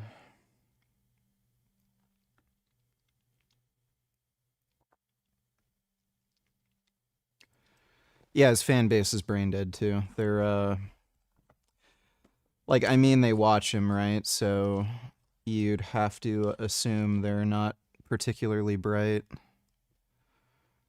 His content is just fucking dog water.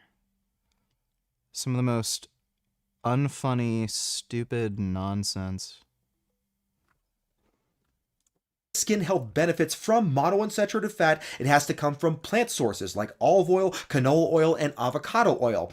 The authors of the study point out that even though dairy products have a similar percentage of monounsaturated fats to olive oil, they are also a significant source of saturated fats, which can cause insulin resistance and increase inflammation, and inflammation can of course lead to skin damage. Another possible reason for the benefits of olive oil are because of other substances that are found in it that prevent free radical damage and skin dryness. So the authors conclude, quote, our findings provide support for a beneficial role of olive oil in preventing severe facial photoaging, unquote. So just to mention a few other foods that have been shown to be beneficial for skin health, cocoa is rich in phytochemicals such as flavonoids and methylxanthin compounds like theobromine and caffeine, as well as containing essential nutrients like magnesium, copper, potassium, and iron. This study reviews the clinical studies on cocoa and skin health, and I won't go into each study, but I'll go ahead and link the article below in the description. The article concludes, quote, cocoa and cocoa products are important sources of phytocompounds with nutritional and therapeutic value. A growing body of scientific evidence is becoming available to support that cocoa components with antioxidants and anti-inflammatory activities contribute to endogenous photoprotection and are crucial for the maintenance of skin health, unquote. Finally, let me just mention soy products that contain phytoestrogens. There is, of course, a lot of fear-mongering and misinformation about phytoestrogens, which mostly come from pseudoscientific claims made by online culture warriors, as well as internet tough guys who promote the carnivore diet to a bunch of Gen Z incels who think that eating an all-meat diet will turn them into chads. But the truth is that phytoestrogens are not feminizing in the slightest, and if anything, they can actually lower estrogen levels. This study here reviews the effects of the primary phytoestrogen that is found in soy, which is called genistein. Genistein binds specifically with the estrogen beta receptor, but it does not act like an estrogen agonist the way estradiol does. It actually works as an estrogen antagonist. So phytoestrogens are not estrogenic, and anyone who tells you otherwise is a complete idiot. But they do have I'm all about that tofu life.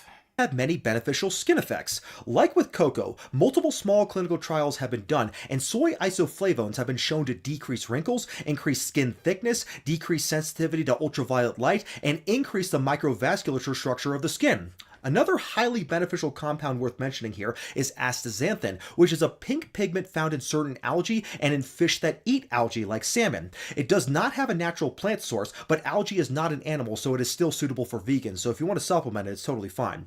Randomized clinical trials have proven that astaxanthin has many skin benefits, like this one here that shows that astaxanthin is very effective in blocking sun damage, almost like a natural sunscreen, although you should definitely still wear sunscreen even if you are consuming a lot of astaxanthin, just because sunscreen is so beneficial. So, based on the weight of scientific evidence, the best diet you could possibly eat for optimal skin health would be a Mediterranean diet that is predominantly. I've been telling people you've been on steroids as of recently. There's quite a bit of people that think you've always been on steroids. That is how you know you're a beast. Well, it's also how you know people are fucking stupid, too. Maui, Maui, Maui. Let me take a look. All Ow. you are is my little baby. Oh my god, so orange. That's all you are.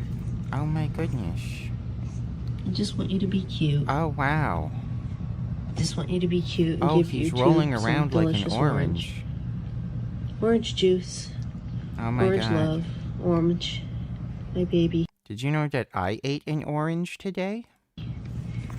Be a good boy and give YouTube something to make them happy. Oh my god. Come on. Roll over. Come on, Maui. Roll over. Good boy. Oh my goodness. That's amazing. Thanks for the donation, Leland, though.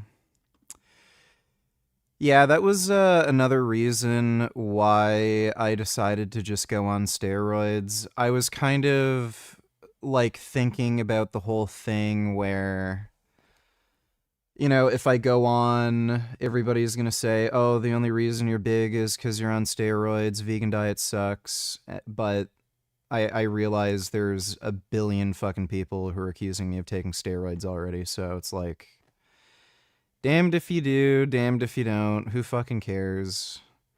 Like, it's really, really weird that they're accusing me of always being on steroids, but I only just now suddenly exploded in fucking weight and size. Like, and I got the blood test done too. I'm gonna make a video going over the results of my blood tests. Because, pre-steroids, my testosterone was 540 nanograms per deciliter, and now it's 2,220 nanograms per deciliter, so it's over 4 times higher. But, you know, dumbasses gonna think what dumbasses think. Predominantly plant-based and contains a lot of plant-based monounsaturated fats like olive oil and avocados. Meat should be limited, and the only source of meat you should ideally be consuming should be salmon, preferably wild-caught salmon, since they eat more algae and thus have naturally higher levels of astaxanthin. Do you prefer Overwatch, Team Fortress 2, or Fortnite? They're all complete and utter dog shit. I guess Overwatch porn is the best. I'm in the mood to play a competitive, team-based, first-person shooter. Should I play this? Or this? I repeat. This? Or this? It's time to choose. Overwatch sucks. Yeah, they're all trash. Thanks for the donation, Sneed. If possible, you should eat the salmon raw to reduce AGE content by as much as possible, so sushi might be a good choice, especially since sushi has seaweed, which is also very beneficial. If you want to do a completely plant-based vegan version of the Mediterranean diet, you can... I don't understand why they accused you of steroids when you were bloated. And you were strong, but you weren't just elite powerlifter level strong. Yeah, thanks for the donation, dipshit. Absolutely do just that. Just make sure you include a B12 supplement, a DHA EPA supplement, and possibly an astaxanthin supplement too. Any other meat should be avoided due to its high AGE content, especially cooked red meat. Red meat like steak, bacon, pork chops are definitely... Would you have a civil conversation with Greg Doucette about topics you both don't quite agree on? I've challenged Greg Doucette on many occasions to a debate, but he knows I'm smarter than him, and he knows that I can prove he's a lying dipshit, so he refuses to do it. He's smart enough to know that I'm smarter than him. So the worst of them all, and that's probably why carnivore dieters look especially bad, since they all strongly emphasize red meat consumption. Chicken and turkey are not red meat, but they should be avoided too, since those can only be safely consumed if you cook to high temperatures, which will dramatically increase their AGE content, which will contribute to aging. You also want to avoid simple sugars and refined carbohydrates, because even though they are low in exogenous AGEs, they can create endogenous AGEs, which can cause many of the same health and skin aging problems as eating meat. That's why raw vegans also tend to look really bad, because they eat way too much sugar, usually in the form of fruit juices, which should be avoided completely. If you're eating your carbohydrates from low glycemic sources though that are high in fiber, this won't be a problem because the rate of absorption is too low to cause any AGE formation. So choosing whole plant-based foods over refined carbohydrates will yield the best health benefits. So, to put it simply, a Mediterranean diet that also includes deep-sea vegetables like seaweed is the best diet for your skin health and also just the best diet for your health overall. So, that is what you should be consuming if you want to live a long time and look good in the process. If you want to dramatically shorten your life though, and look like you're in your 60s by the time you're 35, then the carnivore diet is right for you. Alright, Jooms, I'll be back with some more content. Goddamn right about that. And I know I might come off as rude, because this is the buck that I feel like is gonna change my entire life. But my thoughts on drop sets and supersets, because it's a bit different from what I'm usually used to. And we do a lot of supersets, you know. I'll give you my thoughts on that after we're done. But for now, let's go into it. I ate 2 meals before this. It was around 1 p.m. So I was ready to destroy everything, you know, we're going in Fruit smoothies are fine. Fruit juice is just pure sugar.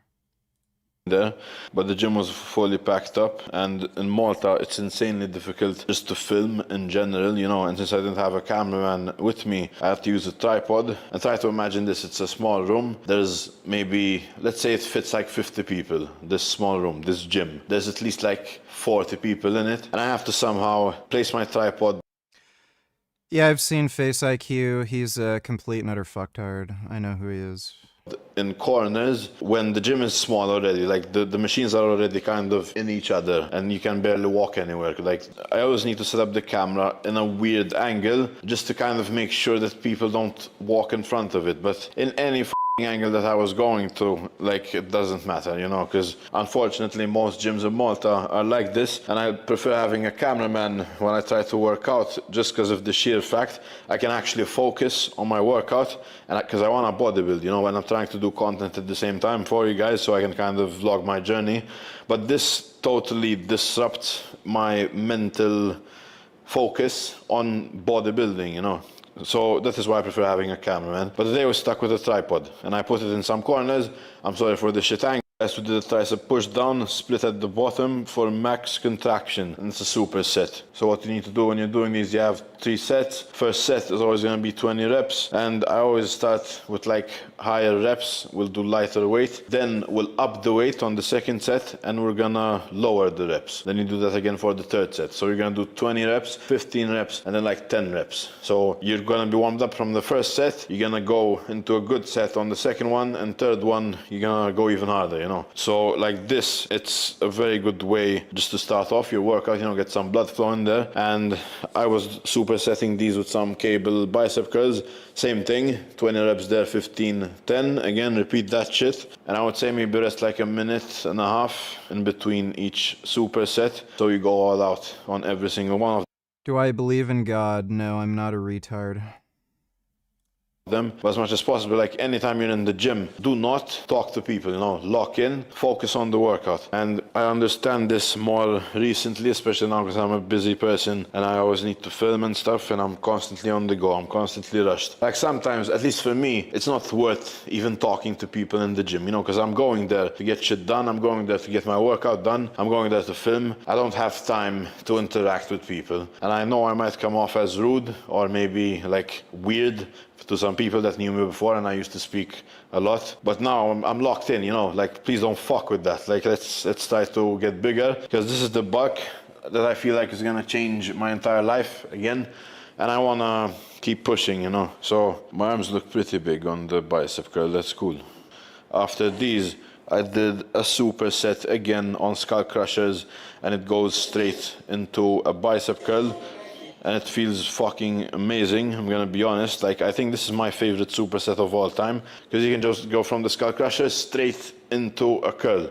I switched the bar to a straight bar just because I feel it a bit better on my biceps. But on these, you need to make sure that you're getting a good contraction at the top on the biceps, and when you're doing the triceps, get a good stretch on your tricep and a good contraction in the end. Make sure to do this really slow and just focus on the feel of it. The way I do skull crushers, which is my favorite tricep movement, by the way, like it's the one that I feel the most and where I can kind of go the heaviest. These are my favorite tricep exercises because I just look cool doing them, and they also feel good, and they also just are fun, you know. Some exercises are boring, like I hate doing cables, I fucking despise them. I would rather train with like barbells and dumbbells only, but in the world that we live in right now, you can do both, and you need both. Like you need machines, you need cables, any sort of. I believe in God. My IQ is perhaps as large as yours. I can prove it. No, you're a fucktard. Claiming you're smart but you believe in God is like claiming you're smart but you have sex with horses. Tension that you can get to kind of switch up the exercises and just surprise the muscle, you're gonna need to do that, you know. Always try to learn shit. Do not stick to the same movements over and over because your body is going to get used to it. As Arnold once said, you need to actually surprise the muscle. So that's what we're constantly kind of doing when we switch the exercises up. Anytime I go into a gym, because I can't always do what the program says, because not every gym is going to have all the equipment. So let's say I have a cable bicep curl, you know, if the cables are full up, I'm not going to do cables, and I don't have time to fucking wait 5 minutes for a guy to finish his set, you know, because sometimes they don't like when you work in, especially with the camera and the face, so I do not like asking. I just go straight into like an actual barber curl, and that is why I love it, you know, because there's no fucking complications. You just go, like go, do it, done. Cables, everyone uses cables, and there's more barbers in the gym usually, so that is why I like using them. But this feels really good, and this is gonna be one set of 20, second set 15 reps, third set you need to really challenge yourself, try to go a little heavier, and you need to add a 2-second hold in the stretch for the triceps and a contraction for the biceps. So on the skull crushers, on the third set, on your heaviest one, you're gonna get a really good stretch here. You hold it for 2 seconds and you go back up, and then on your biceps, I think I'm gonna have to get elbow sleeves for when I do tricep extensions, because yeah, they're starting to kind of murder my elbows with a heavier weight. Like, you can do more reps, but yeah, I'm gonna have to get elbow sleeves. you need to hold the contraction for another 2 seconds, and like that's the set, you know. You're gonna fucking grow doing that. On the skull crushers, I don't think holding the contraction does anything. if you're gonna go a bit heavy, I would suggest getting a friend to help you out, because it's a bit awkward to bring the bar up, and I almost fucking tore my shoulder trying to do this, but we got it up. I wouldn't say that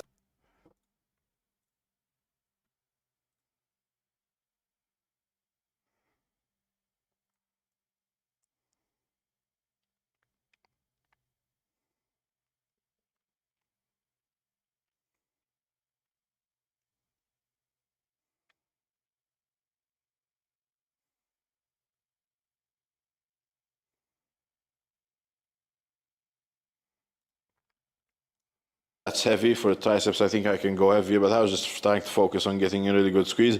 And I'm also like, I'm 6 days into the buck, you know, how heavy can I fucking go? Like, I don't need to lift too heavy right now. The goal is to slowly titrate up. So make use of the least. You cannot go straight into the heavy weights. We're gonna get to a point where every weight that I'm showing you in this video right now, I'm not gonna feel that at all. And I'm gonna be forced to go to a heavier weight, you know. It's just constantly titrating up. That's how this goes. And you just keep getting bigger and bigger till the end of the buck. One of my least favorite exercises, but I'm trying to feel them and incorporate these a bit more.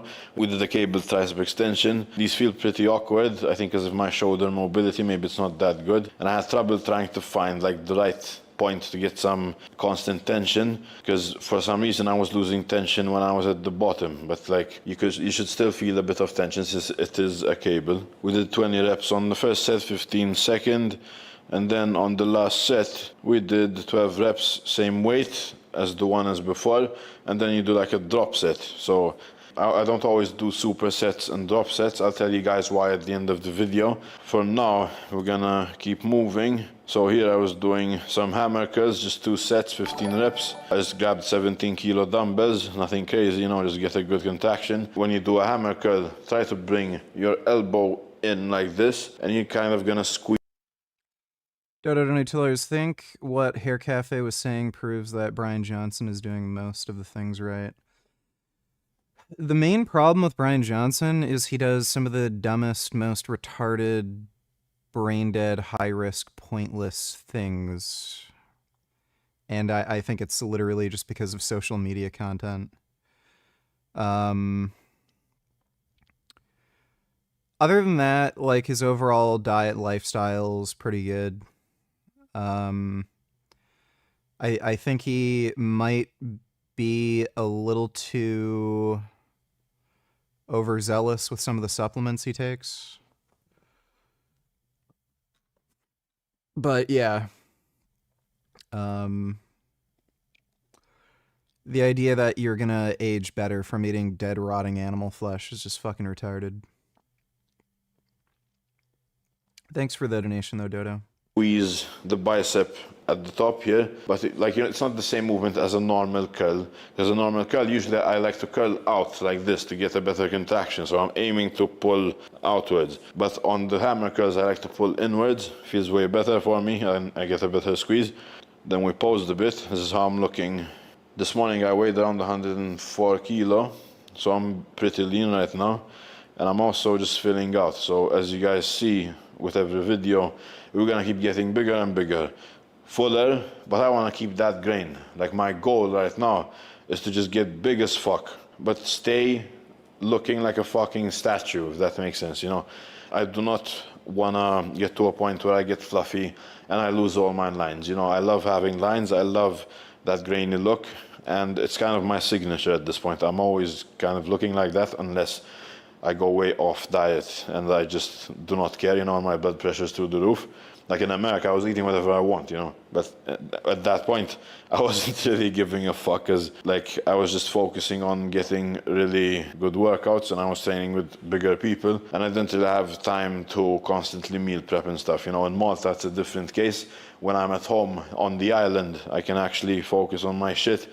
I can dial in a bit more when it comes to dieting, but when you're abroad and you're not even at home, you are Guess it's pretty easy to find steroids in Malta. constantly trying to survive, in a sense. You're not familiar with everything, so everything feels kind of off. But I love how my side chest is looking. Which one do you guys prefer? Do you prefer my left one or my right one? So my right one is a bit wider, and I look a bit more symmetric. Dodo Donatellers, you know it makes sense he who shall not be named skin looks so bad since he eats so many refined carbs and sugar and does not wear sunscreen. But he still looks better than Paul. Yeah, kinda. I think that says a lot about Paul. Thanks for the donation though, Dodo. I hit this a bit better, but I think on stage, maybe my left one would be a bit better because it's a bit fuller. I'm not sure though. So I would love to know your opinion on this. I think they both have their own aesthetic to them. One is more big, so I think I'll go for the bigger one when I compete. But yeah, my gyno is looking better. Scar tissue is healing better as well on my left side because I'm doing some massage work at home. I learned how, so we're gonna keep fucking doing that. I'm gonna tell you guys why I have scar tissue. After a surgery, like let's say my gyno gland, you know, we pulled it out completely. So there was like an empty space in my chest. Your body kind of fills. I think they like glue the nipple to the muscle or something. They do something where they actually like attach the nipple to some tissue. And that's why it's really hard to lift up your arms, because it's like attached and there's scar tissue and stuff around. Hopefully I'd never have to get that surgery. I'd prefer not to do that. I don't think it's something I'd really have to worry about, because I'm never gonna do like nandrolone or anything. But yeah, that'd be annoying. It's kind of an expensive procedure too. That up with collagen, and that kind of dries up and it turns into a shell, you know, so there's no air in there, like it's not empty, it fills it up like a bump in the road, you know, when they fill up a bump in the road, it's kind of like that. But you need to kind of break it apart. If it's laid out like this, you need to massage this way, so you kind of break it around, you know, and then you kind of stretch it out. You need to kind of mold it, and that's what I'm doing right now because I learned it recently. And this will save you a lot of money with clinics and stuff, because you don't need to actually get a massage, like you can do it yourself. If you became a millionaire, I know you'd go to Louis Vuitton and get dripped out. We can picture you in a dapper suit with some shades looking sharp.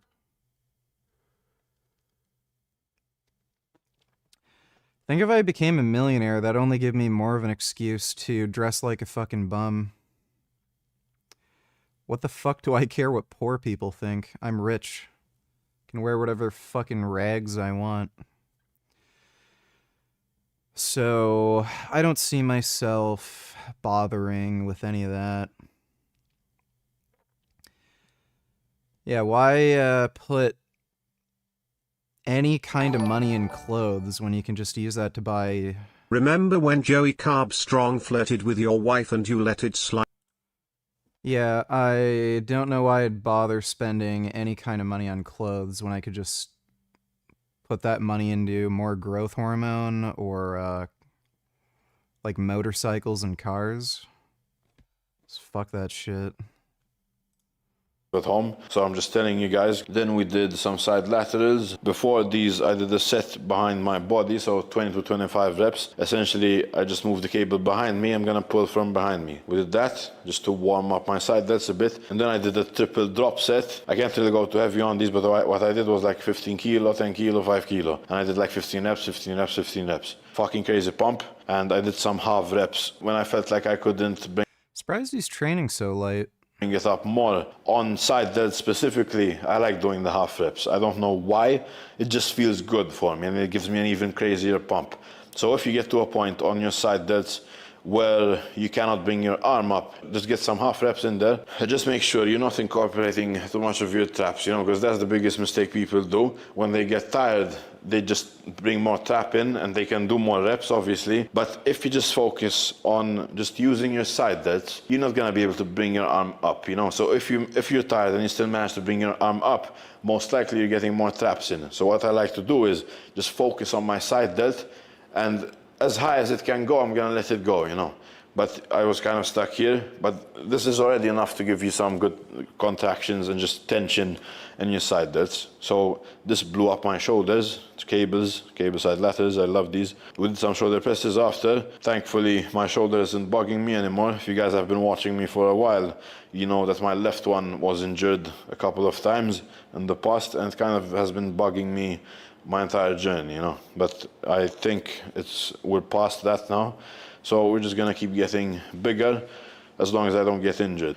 And it's always the goal, you know, you should never get injured, because one injury is gonna ruin 6 months of progress. And anything stupid can cause these injuries, you know, so you just need to be very careful, fix your form, stay hydrated. Injuries are always possible, just...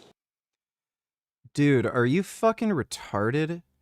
If you were rich, why in the fuck would you move to Sweden? Do you want them to steal all your fucking money? They have some of the highest taxes in the entire fucking world. Are you out of your fucking mind? Yeah, I'm gonna get rich so I can move to a country that's gonna steal all my money. What are you fucking dumb fuck? Always try to... Dude, Sweden fucking sucks. They're getting overrun by radical Muslim extremists. You'll probably get killed in the fucking street from some fucking dipshit from Syria who wants to commit jihad and stabs you in the fucking neck. It's one of the dumbest, gayest, most retarded dumbfuck places on the planet. Avoid it, you know. I think the main goal as a bodybuilder is just to not get injured and let time do its thing, you know. Just do not do anything that is gonna risk your career or your dream. I don't know, like fucking ice skating, you know, like don't do that shit because you're gonna fucking ruin your knees or something. Like, we don't need this, you know, we're trying to get big here. Okay, so then we did some side laterals on the machine. First set was 5 seconds hold at the top, 12 to 15 reps. Then we did a second set, 12 seconds hold, down to 1. So what that means is, you're gonna count... Oh, I'll talk a whole lot of shit about Sweden. You know, we were reacting to a video of Jesse James West. He went to Sweden. It's illegal in Sweden to be muscular. And I'm not kidding. The police will stop you on the street if you are muscular because they might suspect you of taking steroids. They can randomly stop you, arrest you, and force you to take a drug test just because you're muscular. Like, Axel, you're a literal fucking idiot. If you became a millionaire, you want to move to a fucking country that will steal your fucking money, you're probably going to get attacked by Muslims, and you want to get in shape? You don't want to do that in Sweden because it's fucking illegal. I'm not even kidding. I'm not exaggerating.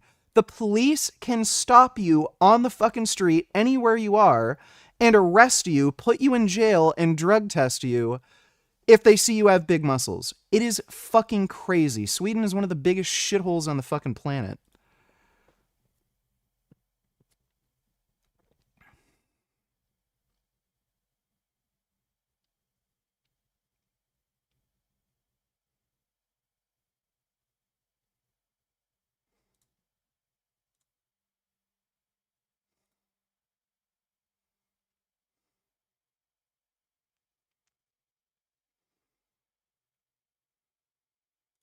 That's not true. Being muscular is illegal in Sweden. If they can arrest you for being muscular, it's illegal. So they do not need probable cause to think you're on steroids. You just need to look muscular enough for them to suspect you're taking steroids. So it is illegal, by definition, in Sweden to be muscular. They do not need reasonable suspicion. All they need is for you to look big and strong. That is not true.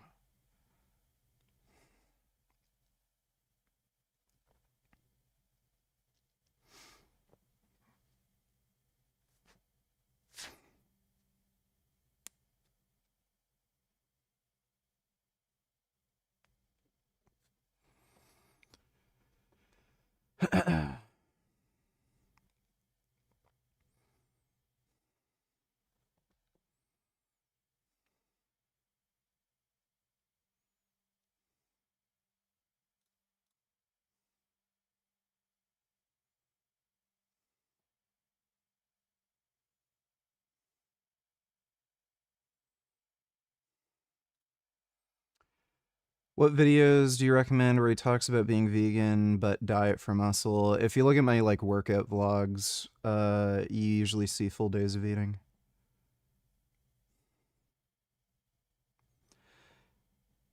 They do not need reasonable suspicion. Again, he's making that up. So all they need is to just look at you and say, oh, there's no way he could be that big without steroids, and then they can arrest you.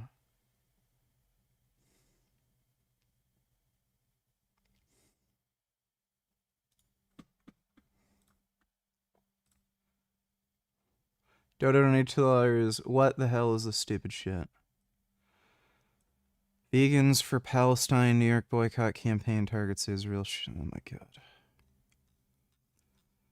god. This is what happens when too many women are vegan. Fucking retarded. Yeah, that's TikTok generation, dude. Do you think most school shooters were white men? It's all part of the narrative, dude. Yeah, the narrative. It's all part of the narrative, and you know it. Go ahead, preach. We're in church right now. You know it. Go ahead. They said that the school... Well, we already saw this clip. I don't know if the whole thing is worth watching, but we already saw the clip of the retard that Destiny told to fuck off. Thanks for the donation, though, Dodo. To 12 seconds. Then, that's one rep. You're gonna count to 11 seconds. This is the second rep. You're gonna count to 10 seconds. This is the third rep. And you keep going down to 1. Yeah, Adam, you don't know what the fuck you're talking about. So shut the fuck up about it. You're an idiot. Like, that's one set. And after this, you do a fucking drop set. Just destroy your shoulders at the end of the workout. I love doing these because my side delts have been a big weak point my entire life. But ever since I started doing these and just doing drop sets and just going all out on this shit, it just fucking works, you know. I think I just need to work harder, you know. That's everyone. We need to work harder if you want to get big. We ended the workout off with some rear delts. Nothing crazy here. I think I did like 3 straight sets on these, just like 15 to 20 reps. And I like to make sure that when I'm doing these, I drop my shoulders. And when I'm out here, I kind of bring my chest up a bit and I get a very good squeeze on like my upper back. I don't know how to explain it. Buddy, you're a fucking pencil neck. Like, what? Roger? What the fuck do you know about people getting arrested in Sweden for being muscular? I know what the law is. I looked it up. There's a lot of fucking bodybuilders, including natural bodybuilders, who've been arrested in Sweden for no other reason than they were too muscular. So you don't know what the fuck you're talking about. You're a weak little pencil neck who doesn't have to worry about this sort of thing.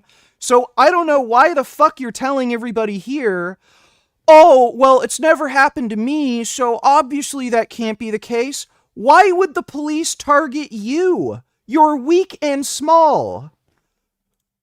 So that's all you're gonna get today. But my thoughts on drop sets and supersets, I think they're really good, but they're not always good. Like, if you do them at the beginning of the workout, it's gonna ruin your workout. And how I see it is, imagine you have a tank filled with fuel, you know, like you are the tank. and you're at 100%. A drop set should not be put in the very beginning because you're gonna be wasting too much energy on too many reps. At least that's how I always saw it. I like to lift heavy in the beginning, and then as I'm getting more tired. Yeah, dude, Sweden's a shithole fucking country. Basically, you cannot generate any wealth. They steal all your money through fucking taxes so that they can pay Muslims like $100,000 a year to fucking immigrate from Syria. They're not even real fucking refugees.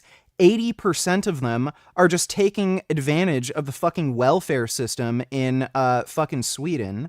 And the rest of your money is going to people who are too lazy to fucking work, dumb fucking cunts who had children too early and can't take care of their own fucking kids. So it's just some stupid fuck welfare state. It snows all the fucking time there. It's like Canada times 2. It's gay as shit. Like, again, it's the country is so fucking gay and retarded that they'll lock you in prison for being fucking muscular. Like, when you live in a fucking country where it's okay to fucking get drunk and drink alcohol and be a fucking loser fat fuck, but they'll lock you in jail because you want to be in shape, fuck that country. They also have, like, stupid gun restrictions and shit. It is one of the gayest dumb fuck places you can possibly fucking live. Like, if you want to get overrun by radical fucking Muslims coming from Syria who are gonna fucking stab you to death because jihad, and then all of your taxes go to the, like, giving these people free fucking money who aren't even refugees, why the fuck would you want to live there? Like, it's stupid. Sweden fucking sucks. You know, like my energy is going down 100%, 70%, 60%. When I'm near the end and I can't lift as heavy as I would be able to, like compared to the beginning, that is when I start doing more reps. So usually how I like to orient my workouts, if it's not with a coach, I like doing straight sets of 10 to 12 reps in the beginning. You know, so the first 3 exercises I will go heavy as fuck, just fucking destroy myself.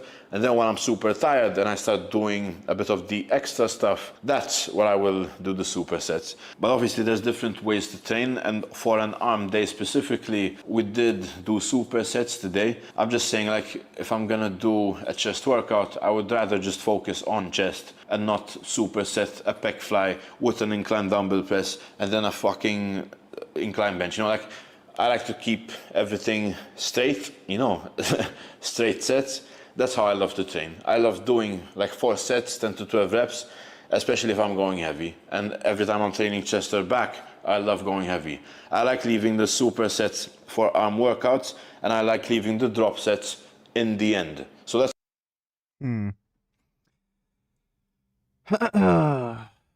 Things that I never do to look more attractive. Number 1 is to use steroids. The gym is easy. You work out, you stay consistent, you will build muscle mass. It's not that complicated. Number 2.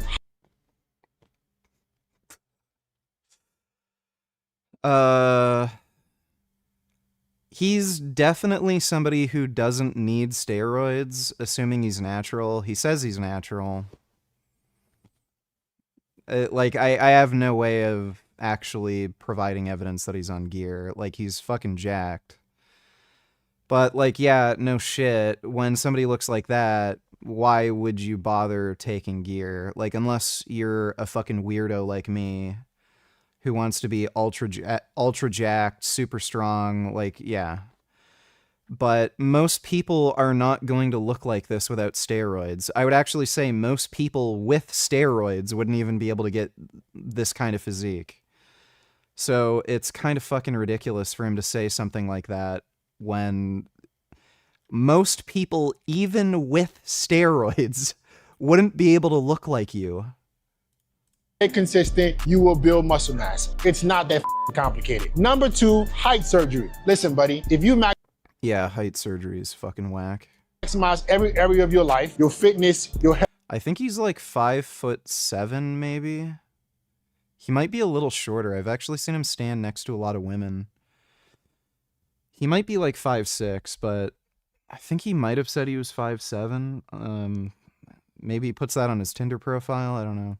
health, your wealth, your height doesn't play that much of a role. The only girls who are that obsessed about your height are the girls who don't like you anyways. Number 3, use soap on my face. This is the worst thing you could do. It leaves your skin dry. It makes you unattractive. Look how clear and clean my skin looks. That's because I use nothing other than tea jelly. This has been my go-to skincare system. I'm pretty sure that is a hydrating soap. Yeah, there's soaps for your face that won't dry out your face. Some people need to use a soap that kind of dries out their face because their skin is just so oily. It really depends.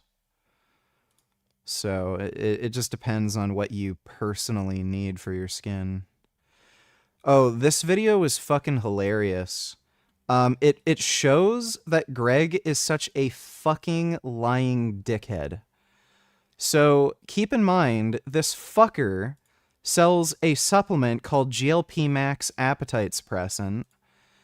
Basically, it has horse shit in this that does absolutely fucking nothing. L-lysine, butyrate, berberine, blah, blah, blah, so nothing. These are just dumb plant extracts that don't do fuck all. It's $60, and the higher recommended serving size is 8 capsules, which would only last you 10 days. So, presumably, every month you may need to spend, $180 on this. So, everyone's gonna take 4 capsules, notice that nothing is happening, nothing works. They're gonna move to 8 capsules, and then that's only gonna last them 10 days, so you're spending $180 on this. So keep in mind, retatrutide, which is currently like in the fitness, bodybuilding community, those sorts of people, that is the preferred GLP-1 agonist right now. People are getting the most benefit from retatrutide. At the starting at the starting recommended dose, which is 2 milligrams per week, that will run you about $180 a month. So 10 mil vials in Canada are generally going for about $180. So if you have 2 milligrams a week, that will last you like 5 weeks, so a little over a month. So, and I've taken it. Everyone responds differently to these drugs. For me, 2 milligrams is too high of a dose. I get way too high of an appetite suppressing effect. So I've only been taking 1 milligram a week. So a 10 mil vial of retatrutide will last me 10 weeks. So you can either spend $180 on this fucking horseshit that does absolutely nothing, or you can spend $180 on retatrutide, where depending on the dose, at the very least for the starting, dose that's recommended, that's 2 milligrams is where all the research, you can take less, but all the research on retatrutide, the starting dose is 2 milligrams. So you can either take retatrutide at 2 milligrams for $180, and that'll last you 5 weeks, and it works, or you could take this horseshit. But look at the fucking video he uploaded. How I use retatrutide, semaglutide, and tirzepatide for clients. Wait, what? You tell your clients that you personally train to use drugs that work? I thought you sold a GLP Max appetite suppressant. Doesn't this work, Greg? Why would you tell them to take retatrutide when you could just have them take your GLP Max supplement, dickhead? Oh, so it doesn't fucking work. When you're working with people who actually want results and you're not just trying to scam idiots online who are dumb enough to buy your stupid fucking supplements so that you can buy a new Ferrari, you tell them to take drugs that actually work. What a fucking surprise. And so this is going to be an educational video, kind of like the videos of old where I used to talk about SARMs and so on. Disclaimer, I am not a doctor. I am not a doctor. Zero doctor. Not a doctor. If you're a bodybuilder on prep and you're not taking retatrutide, what the fuck are you doing? So to say an entire population of people should be using an illegal drug is batshit crazy. A very hot take, and as of late, this is what everyone's talking about. And so I'm going to tell you what I've been teaching my clients who I've been coaching about GLP-1s such as Ozempic or Tirzepatide, as well as retatrutide. We're going to go over the dosing. I love how we can't even pronounce the names of these fucking drugs. Retatrutide. Frequency, expectations, what's happening in the real world, the side effects that many people are not talking about. Should you in fact be using this? And so this is going to be an educational video, kind of like the videos of old where I used to talk about SARMs and so on. Disclaimer, I am not a doctor. I am not a doctor. I am not a doctor. I am not a doctor. Zero doctor. I'm just giving you recommendations that you could talk to your doctor about. Say, hey, I saw this on the internet and I was thinking, does this make sense? But remember, in the end... Why don't you tell people to ask their doctor if they think your stupid fucking supplement that you're selling does jack fucking shit? How about asking them that? Always listen to your own doctor. Don't listen to me. I don't have a clue what I'm talking about. I squatted 700 pounds today, did 405 on bench for reps. Can I send you a link on your Instagram to show everyone on stream? Fat Natty, by the way. Yeah, sure. Those are really impressive numbers, fat or not. I'm a 5'6" manlet. I've lost all credibility. And so don't listen to me. Listen to your own doctor. And I am not a doctor. You gotta make sure don't get in trouble with YouTube. My opinion is there's 3 main options that can help you to lose some weight. And many people have been thinking, this is ridiculous. Any fitness influencer, any coach, any trainer that promotes these things, well, shame on you. I mean, we had Serena Williams, the best tennis player, female at least, of all time, and she's on Ozempic, which is a GLP-1.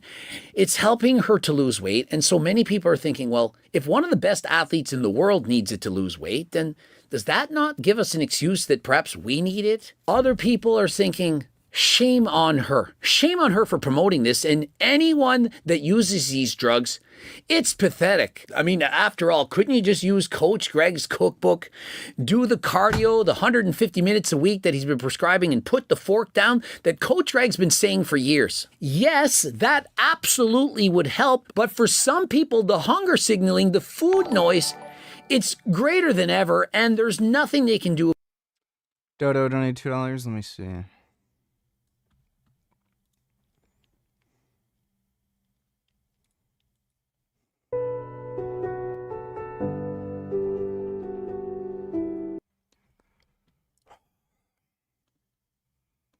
That is so fucking cringe, dude. So goddamn cringe. Thanks for the donation, Dodo. About it. For some people, my opinion at least, is that they actually need it. You likely thought I was going to say, hey, you're a loser, you're pathetic if you need this, but listen. The new Batman is already making people furious. Let me explain. Every generation had their own Dark Knight. In the 80s, it was Michael Keaton. The 90s had Val Kilmer and George Clooney with those infamous bat nipples we'll never forget. Then came the 2000s with Christian Bale. Not only the best Batman we've ever had, but the greatest Batman trilogy of all time.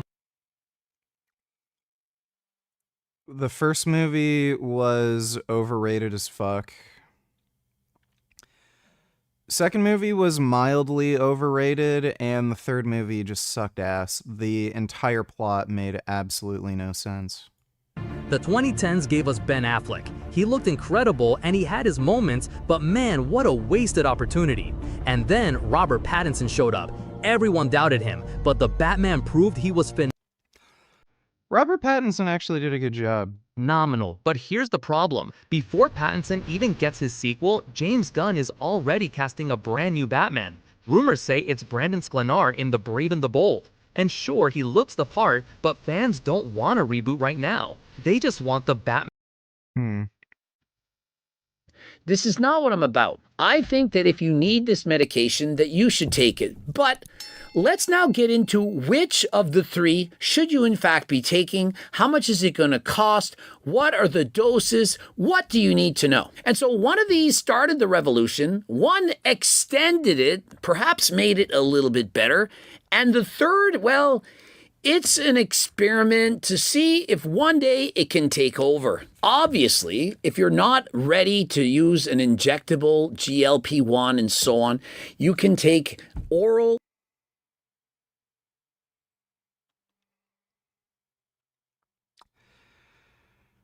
Yep. Yep. He knows exactly what he's doing. Are you stupid? Are you a dumb fuck retard with an extra $60? Are you a stupid fucking bitch who can't inject a fucking half-inch needle under your skin? Well, guess what? I got a product for you. GLP Max. This is from HDLT Supplements. It's obviously significantly cheaper. It's not going to be as... It's not. It's not cheaper. So again, these are Canadian prices, by the way.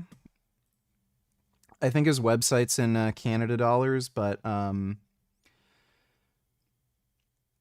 let's just compare.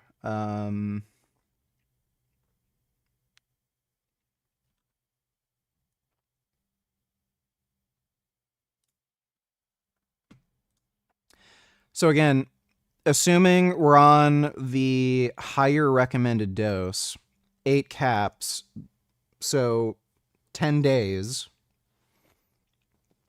30 days in a month, so 60 times 3, $180.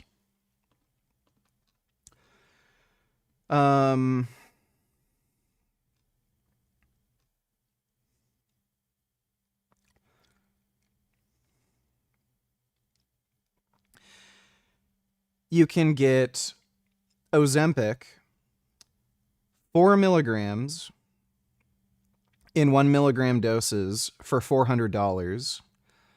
That is a very potent appetite suppressant. You only need 1 milligram at most per week for most people. So double the price, but it actually fucking works. You can get retatrutide, $180. If you're taking 2 milligrams a week, that's literally the same price, and guess what? It actually fucking works. You can get a 16 milligram injectable pen for $300. So again, if you're taking 2 milligrams per week, that $300 will last you 2 months.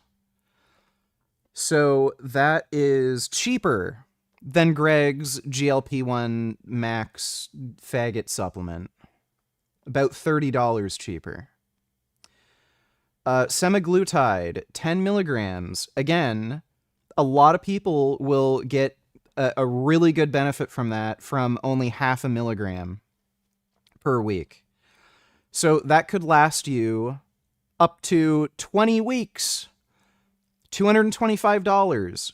That is cheaper than Greg's GLP Max supplement. So, tirzepatide, 40 milligrams. So that's usually split up into 2.5 milligram or 5 milligram doses. 5 milligrams is actually a lot for a lot of people. So, starting dose, 2.5 milligrams, 40 milligram pen. So that means you have 16 weeks with that. So 16 weeks, that would be 4 months. 4-month supply for $500. So 500 divided by 4, that's $125 a month. That is substantially cheaper than Greg's GLP Max supplement. So that should give you an idea. Oh, here's a lyophilized vial of tirzepatide, 30 milligrams for $315. So again, that would be cheaper if you do the math than Greg's stupid GLP Max supplement. So what the fuck is he talking about? His GLP Max supplement is cheaper. It is oftentimes as much, if not more expensive than these fucking GLP Max supplements. It has 0 fucking proven efficacy. And I would go as far as saying, yeah, it's just bullshit. This is garbage. There's a reason why he doesn't tell his clients to take his stupid fucking supplement, because it does fucking nothing. If somebody hires him, pays him good money for fitness consulting, and they ask him, hey, I have a real hard time sticking to the diet, what can I do? He's not going to fucking tell him to take a supplement that he knows doesn't fucking work. He's going to tell them, oh, well, here's where you can get this fucking peptide, and it actually fucking works, unlike my stupid fucking supplement. So he's lying. He is lying, and he knows it. He knows his fucking supplement is more expensive, or if not, like, at best, the same price compared to these GLP-1 agonists. So he is full of shit. It's effective, but it can in fact help you lose weight, reduce appetite by 28%. That can make a very big difference. Interested? Code Greg 15% off. Fucking and idiot. so with a semaglutide and tirzepatide,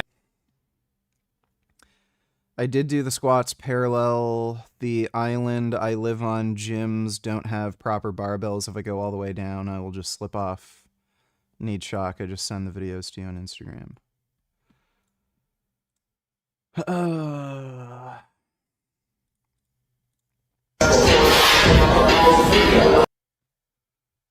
gonna make sure there's no porn in this. Why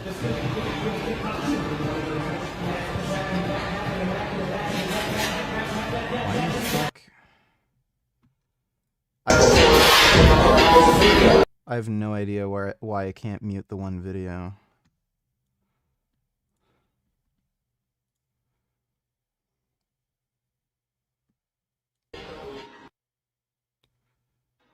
What island do you live on?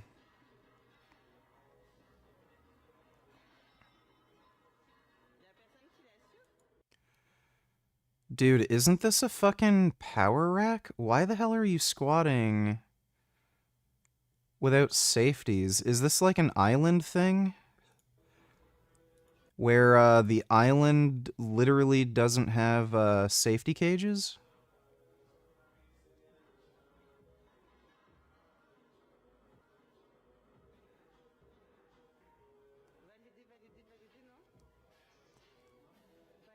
Well, I'll give it to you. That's steep enough. That's a lot of fucking weight, dude. 700 pounds is impressive.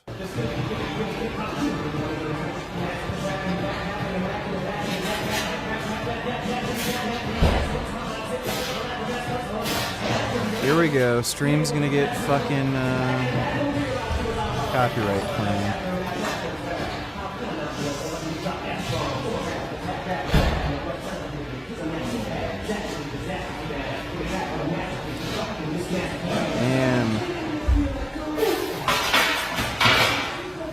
Yeah, you strong as fuck, dude. You strong as fuck. Well, that's impressive, man. Dodo $20. Do you think Kimmel will get uncanceled? Oh man, there has been so much today, and I truly don't know where to start. So I'm just going to make sure that we start off with a few facts. So a couple of facts that we need to make clear for everyone is that, number one, Director Christopher Wray, when he was appointed to be the head of the FBI, was appointed by Donald Trump. Now, I will agree that I definitely take issue with a number of decisions that Donald Trump makes, especially when it comes to the people that he decides to appoint to very important positions, including this one, because I did have to make sure that I wasn't going crazy. But when I say that you are the least qualified FBI director in the history of the FBI, that is real, because you are the only one that never even served with the FBI prior to joining. Yet we are supposed to believe that That's you are false. the greatest thing since sliced bread. I didn't ask you a question. Now, what I want Still to go false. through is to talk about Jasmine Crockett is fucking based. why you are a failure and why, honestly, we just need to tell you bye-bye. I know. Yeah, really. Dude, she's fucking based. I've heard Kimmel will likely get his show back. I'm not sure, though. Who knows? There's no reason to cancel his show or fire him. It's stupid. Thanks for the donation, though, Dodo. These are legally prescribed by your doctor. It's been researched, it's been approved, and the safety profile has been determined as being safer than last time. As in, you can use it legally prescribed to you by a doctor with safety protocols and so on, and that although there are some negative side effects, namely not...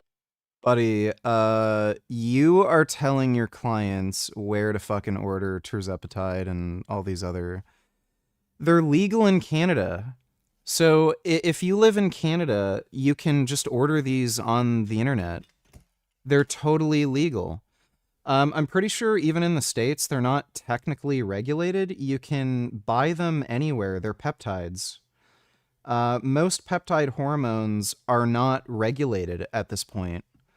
So if you live in Canada, you can buy any fucking steroid you want off the fucking internet. They're not illegal. You can buy them, you can get them delivered to your fucking door, you can use them for personal use.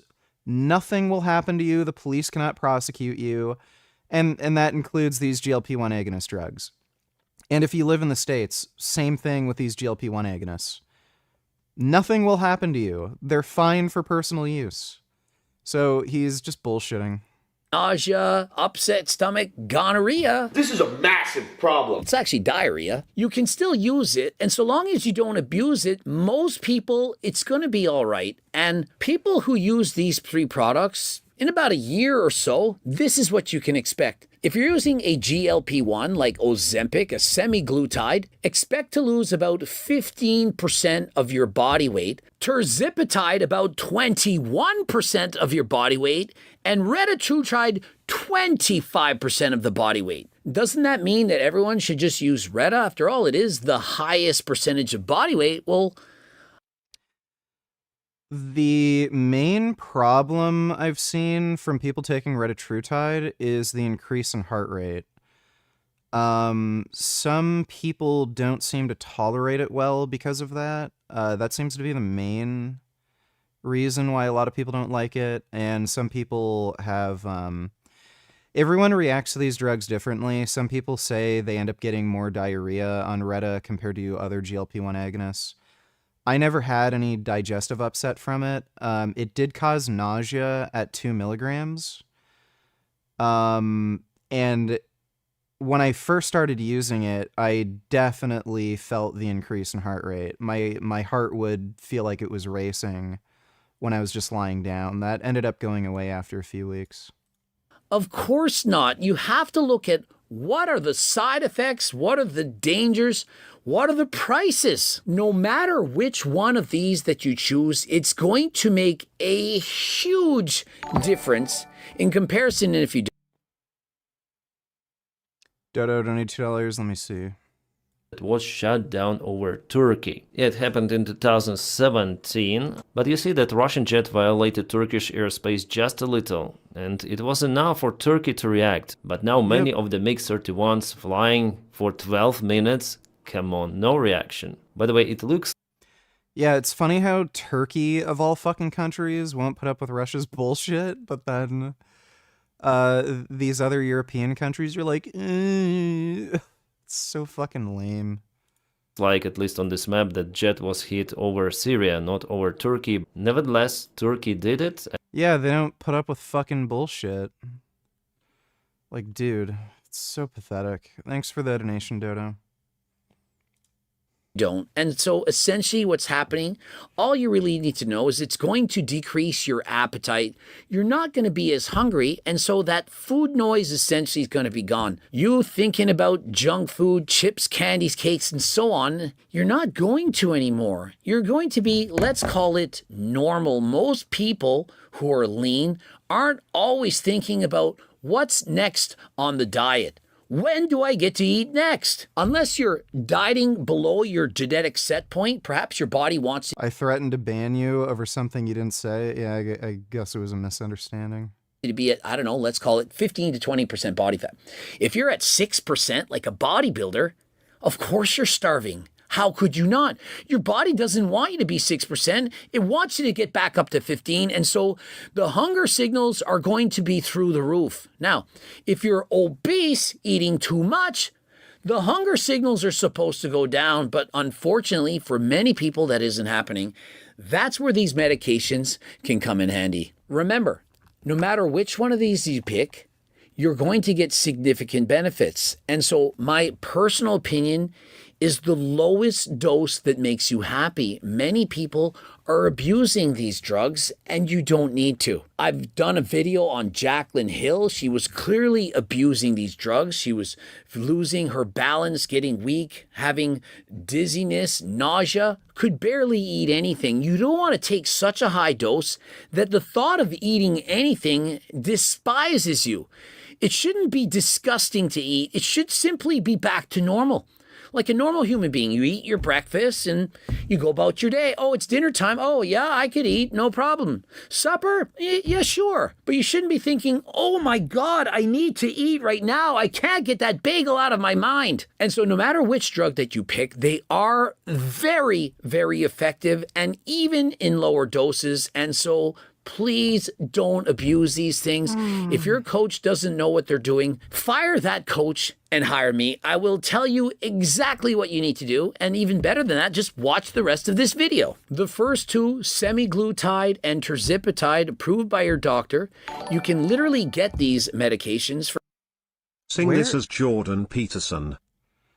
Where in the fuck is he finding this shit for these prices? I don't know if this is through, like, an actual pharmaceutical brand name, but that looks like it's overpriced as fuck. Yeah, just get underground. Find a good UGL and buy it underground. Why would you spend more? Let me see. Oh.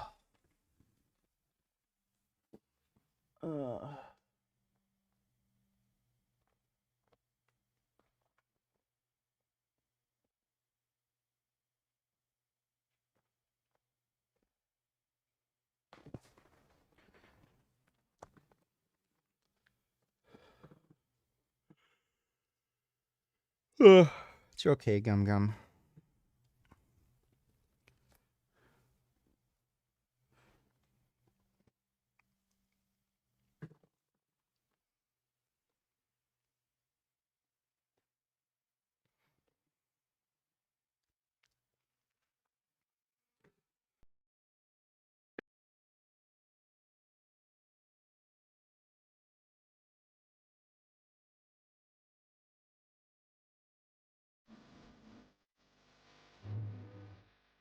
Fucking robot butt tussin'. I don't know why this shit got me lazy right now. Yeah.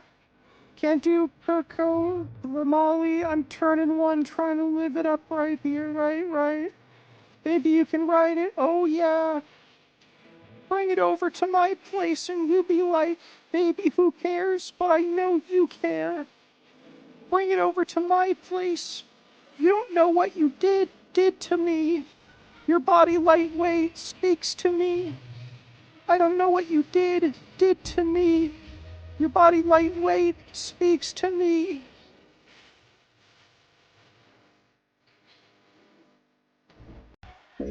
I can make it hurricane on it. 100 bands make it rain on it. Tie it up, put a chain on it. Make you tattoo my name on it. Oh, make you cry like a baby. Yeah, let's go pro and make a video. Yeah. Make you cry like a baby. Yeah, let's go pro and make a video. Oh yeah, baby, you can ride it. Oh yeah. Bring it over to my place and you be like, baby, who cares, but I know you care. Bring it over to my place. You don't know what you did to me. Your body lightweight speaks to me. I don't know what you did to me. Your body lightweight speaks to me.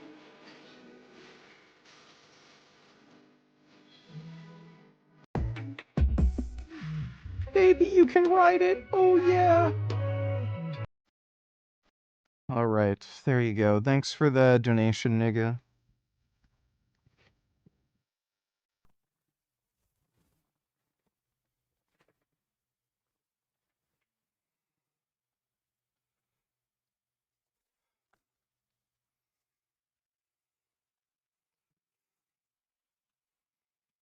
And being that we are all big Mel Gibson film fans, we thought maybe you could help us. Ah, my nipples, they hurt! They hurt when I twist them! That was a great South Park episode. For example, by clicking AlgoRx. AlgoRx have qualified medical doctors that in a matter of minutes, filling out a questionnaire, they can literally, legally prescribe it to you. These are pharmaceutical grade medications. They're not from some underground laboratory where you don't know what you're getting. They are legitimate prescriptions from doctors. If you're getting shit through a good underground lab, they get third-party testing done, and you can see the testing that was done on the batch. And if you're still really worried, you can get your own third-party testing done. Why in the fuck would you spend, like, double the price for the exact same drug? You are an idiot if you do that. Like, okay...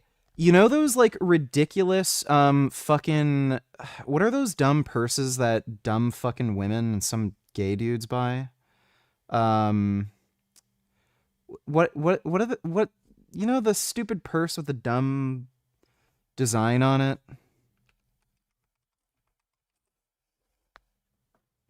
Not... yeah, it could be Prada, Louis Vuitton. Yeah, the Louis Vuitton...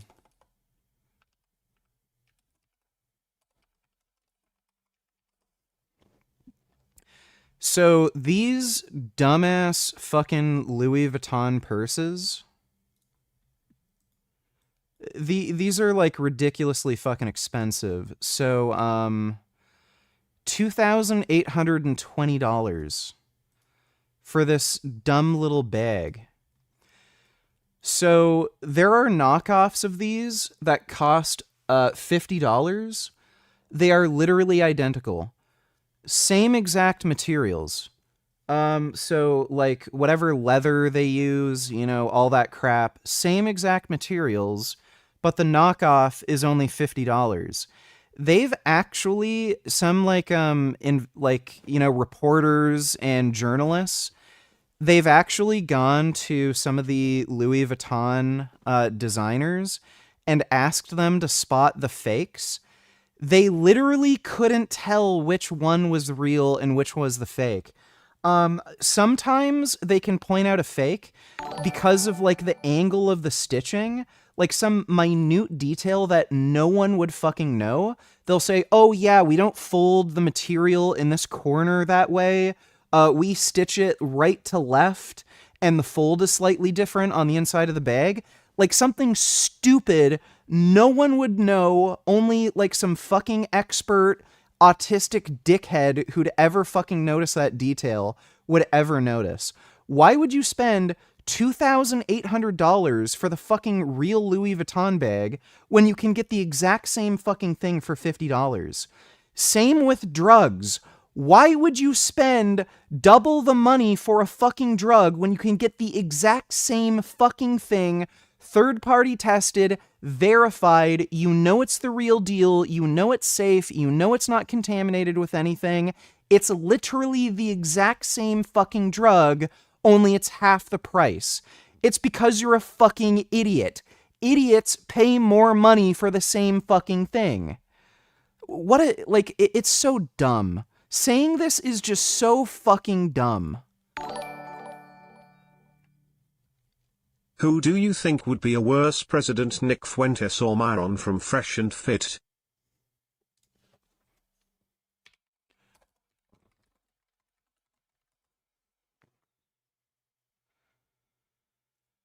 Probably Nick Fuentes. Well, actually, they're the same. There's no difference. They're the same.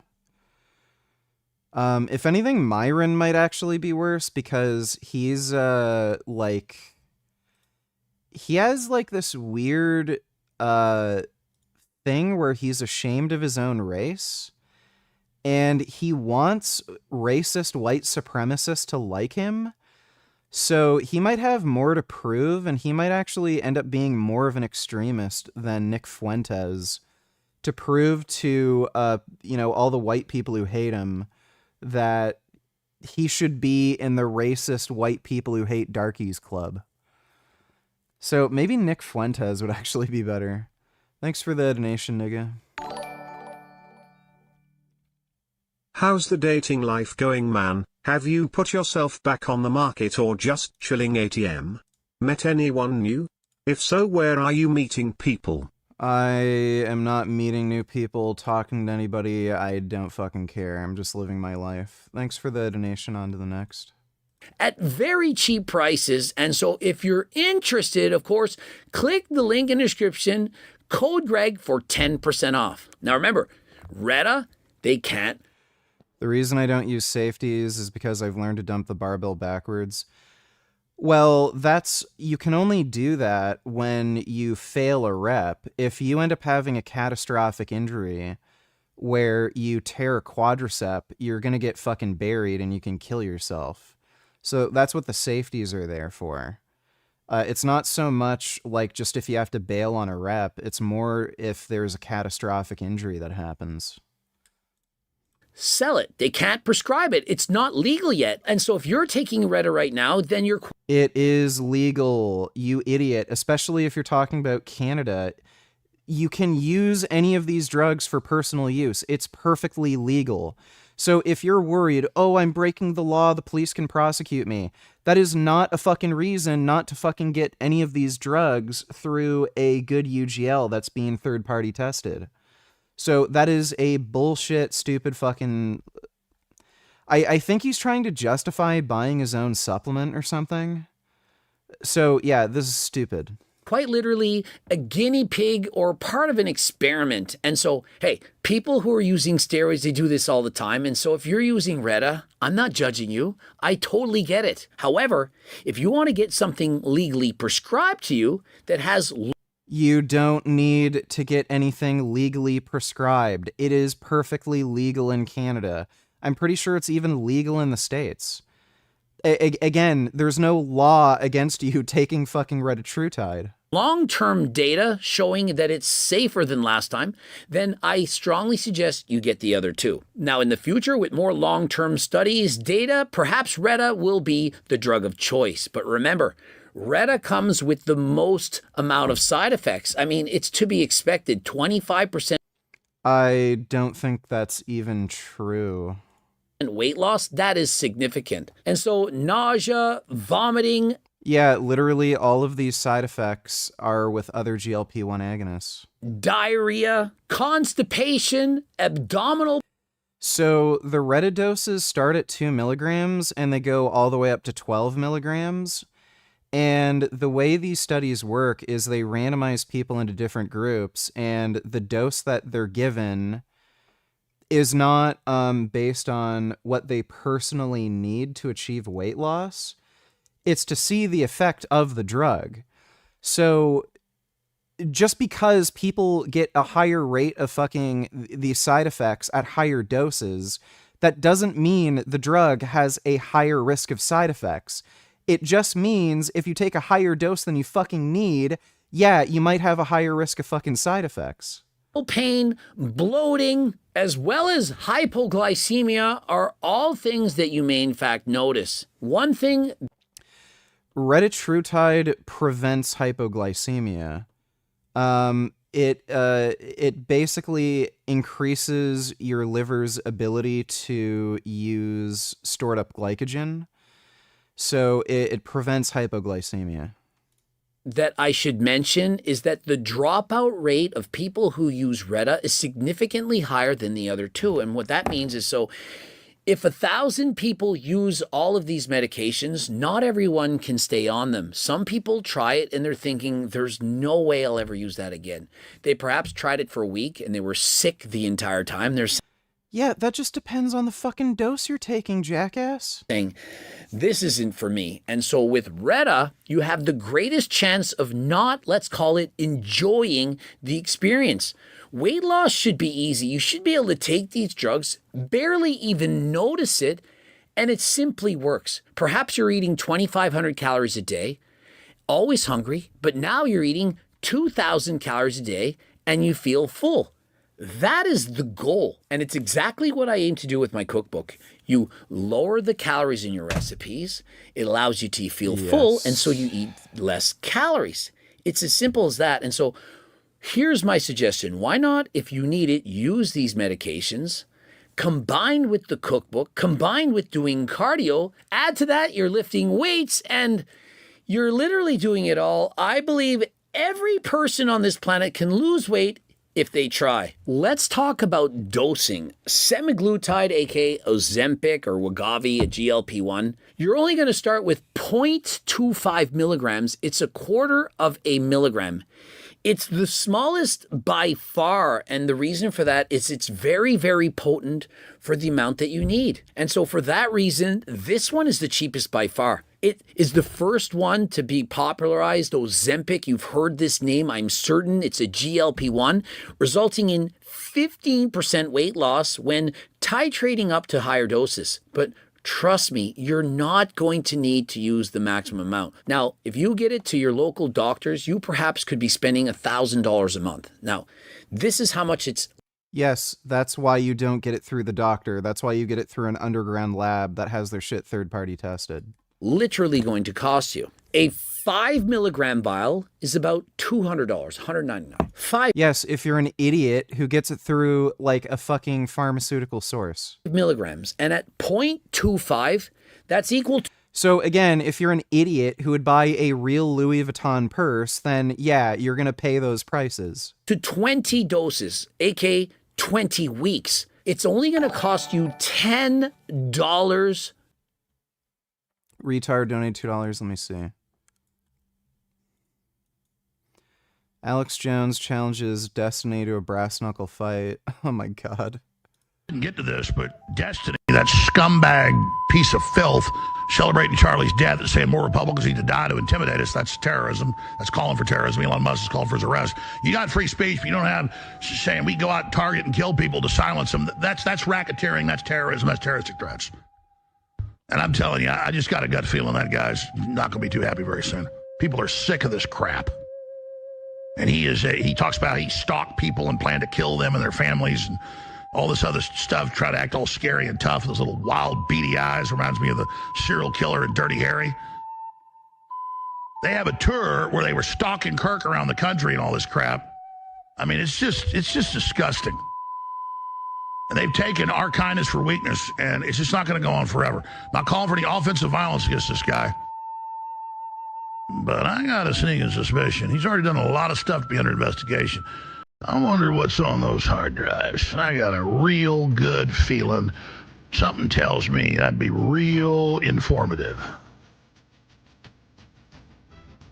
So obviously, to me, it looks like he's on methamphetamine. I'm not saying he is. He's a cowardly... Well, he's on ADHD meds. Piece of filth.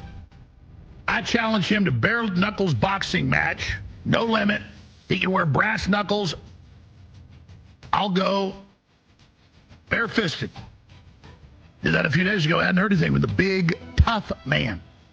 Brass knuckles, punk. See how you do. Let's get in the ring right now.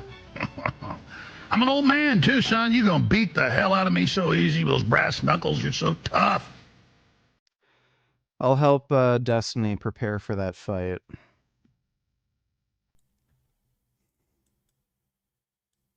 George Papadopoulos had to pay $16 million to me because of what he said.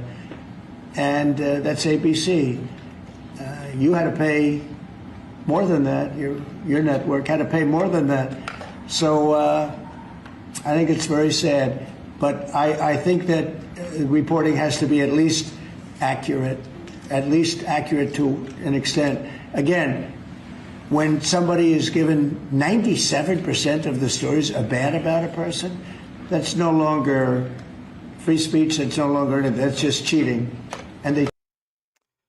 Yeah, notice how he didn't say when 97% of the stories are lies or misinformation. He said if they're bad, if you don't like it. Cheat. And they become really members of the Democrat National Committee. Yeah, bye-bye free speech. Thanks for the donation, retard. Per week. Sweet dreams, Axel. Not per day. Per week. These drugs, they have a half-life which allows it to be taken roughly once a week. Now, what I've been doing with clients is that I suggest that they take it more often. Rather than taking it just once a week, it's better to split it up into 2 doses. That prevents the highs and the lows. Kind of like if you were eating, you could eat 1 meal a day, but would you not have more stable blood glucose levels if you ate 2 meals a day? And so with these medications, I would suggest that rather than... These pens are fucking stupid. I hate those dumb fucking pens. They're for fucking retards. Like, retards need something like this, but if you're a smart person, this is just fucking inconvenient. Taking once every 7 days, which is obviously the most easy, to take it twice a week. And so for the first 4 weeks, I would suggest you keep it at the exact same dose. You're not going to go up, you're not going to go down. Let it build up into your system. Start on day 1 taking a half of a quarter of a dose, which is 1/8 or 0.125 milligrams. This is going to be the safest way to do it. Oftentimes, and trust me, I've coached people to do this in the past, they take the first dose and a day or 2 later, they're saying, hey, I have an upset stomach, nausea, I don't feel good, I can't eat. And so you don't want to go through these feelings. But if you divide it in half, it's so much easier on the body, so much easier to get used to, and you won't experience as many side effects. And so by splitting up the doses, it's going to make your life easier. And so I strongly recommend it. And so for the first 4 weeks, you're going to take 0.125 milligrams twice a week for 4 weeks. And so following the first 4 weeks, I would then suggest you go up in your dose by 50%.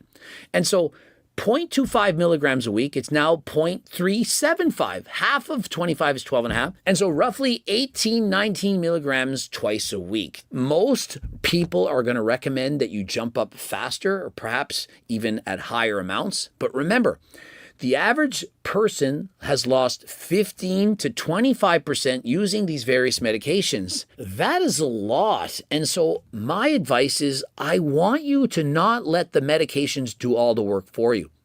Use lower doses and eat healthy. Go for a walk, lift some weights. It's not all that hard. And so rather than doing like Jaclyn Hill and going on a ridiculous dose, losing 20 pounds in a month, do you not think it's safer to slowly titrate the dose upwards so that you get no side effects, you don't have a negative experience, and you still eventually lose the weight? The slower you lose the weight, the more muscle you're going to keep on. In the past, we've noticed that people who lost all this weight, almost I lost 70 pounds in 3 months without any GLP-1 agonist. 2/3 came from muscle. Lean body tissue was being dropped, and so... No, I don't watch track and field. Yeah, they lost a lot of weight. Let's say you're 200 pounds and you lose 50 in a year. It's impressive, but what if I told you that 25 pounds of that was muscle? would it still be worth it? Would you not rather lose 25 pounds and have all 25 be fat? Would that not be the goal? And so by lowering the doses and not trying to lose faster than last time, you're going to keep your metabolism high, you're going to keep the muscle on, and you're going to have fewer side effects. And so I think it's absolutely ridiculous when I read the doses that they're suggesting. My personal opinion is it's way too high. Every 4 weeks, you can go up by 50%. All right, well, the key takeaway with all of this is Greg is a jackass. That's all you really need to know.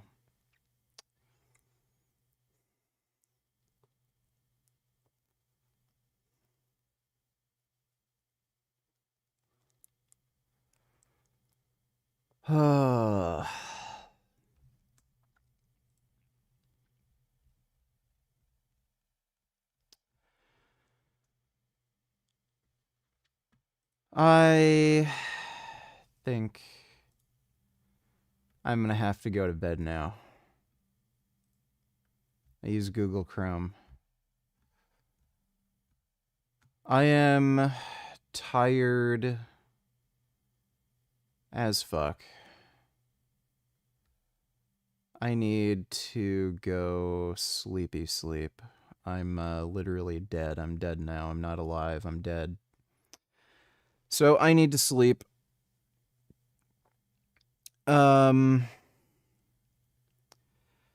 Should be on tomorrow though. Might do another workout stream. Train back and biceps. And we'll also just do a normal stream later in the day. But hope you all had fun. Big thanks to everybody who donated on Streamlabs. Really appreciate it. And I will see you all tomorrow. Nighty night.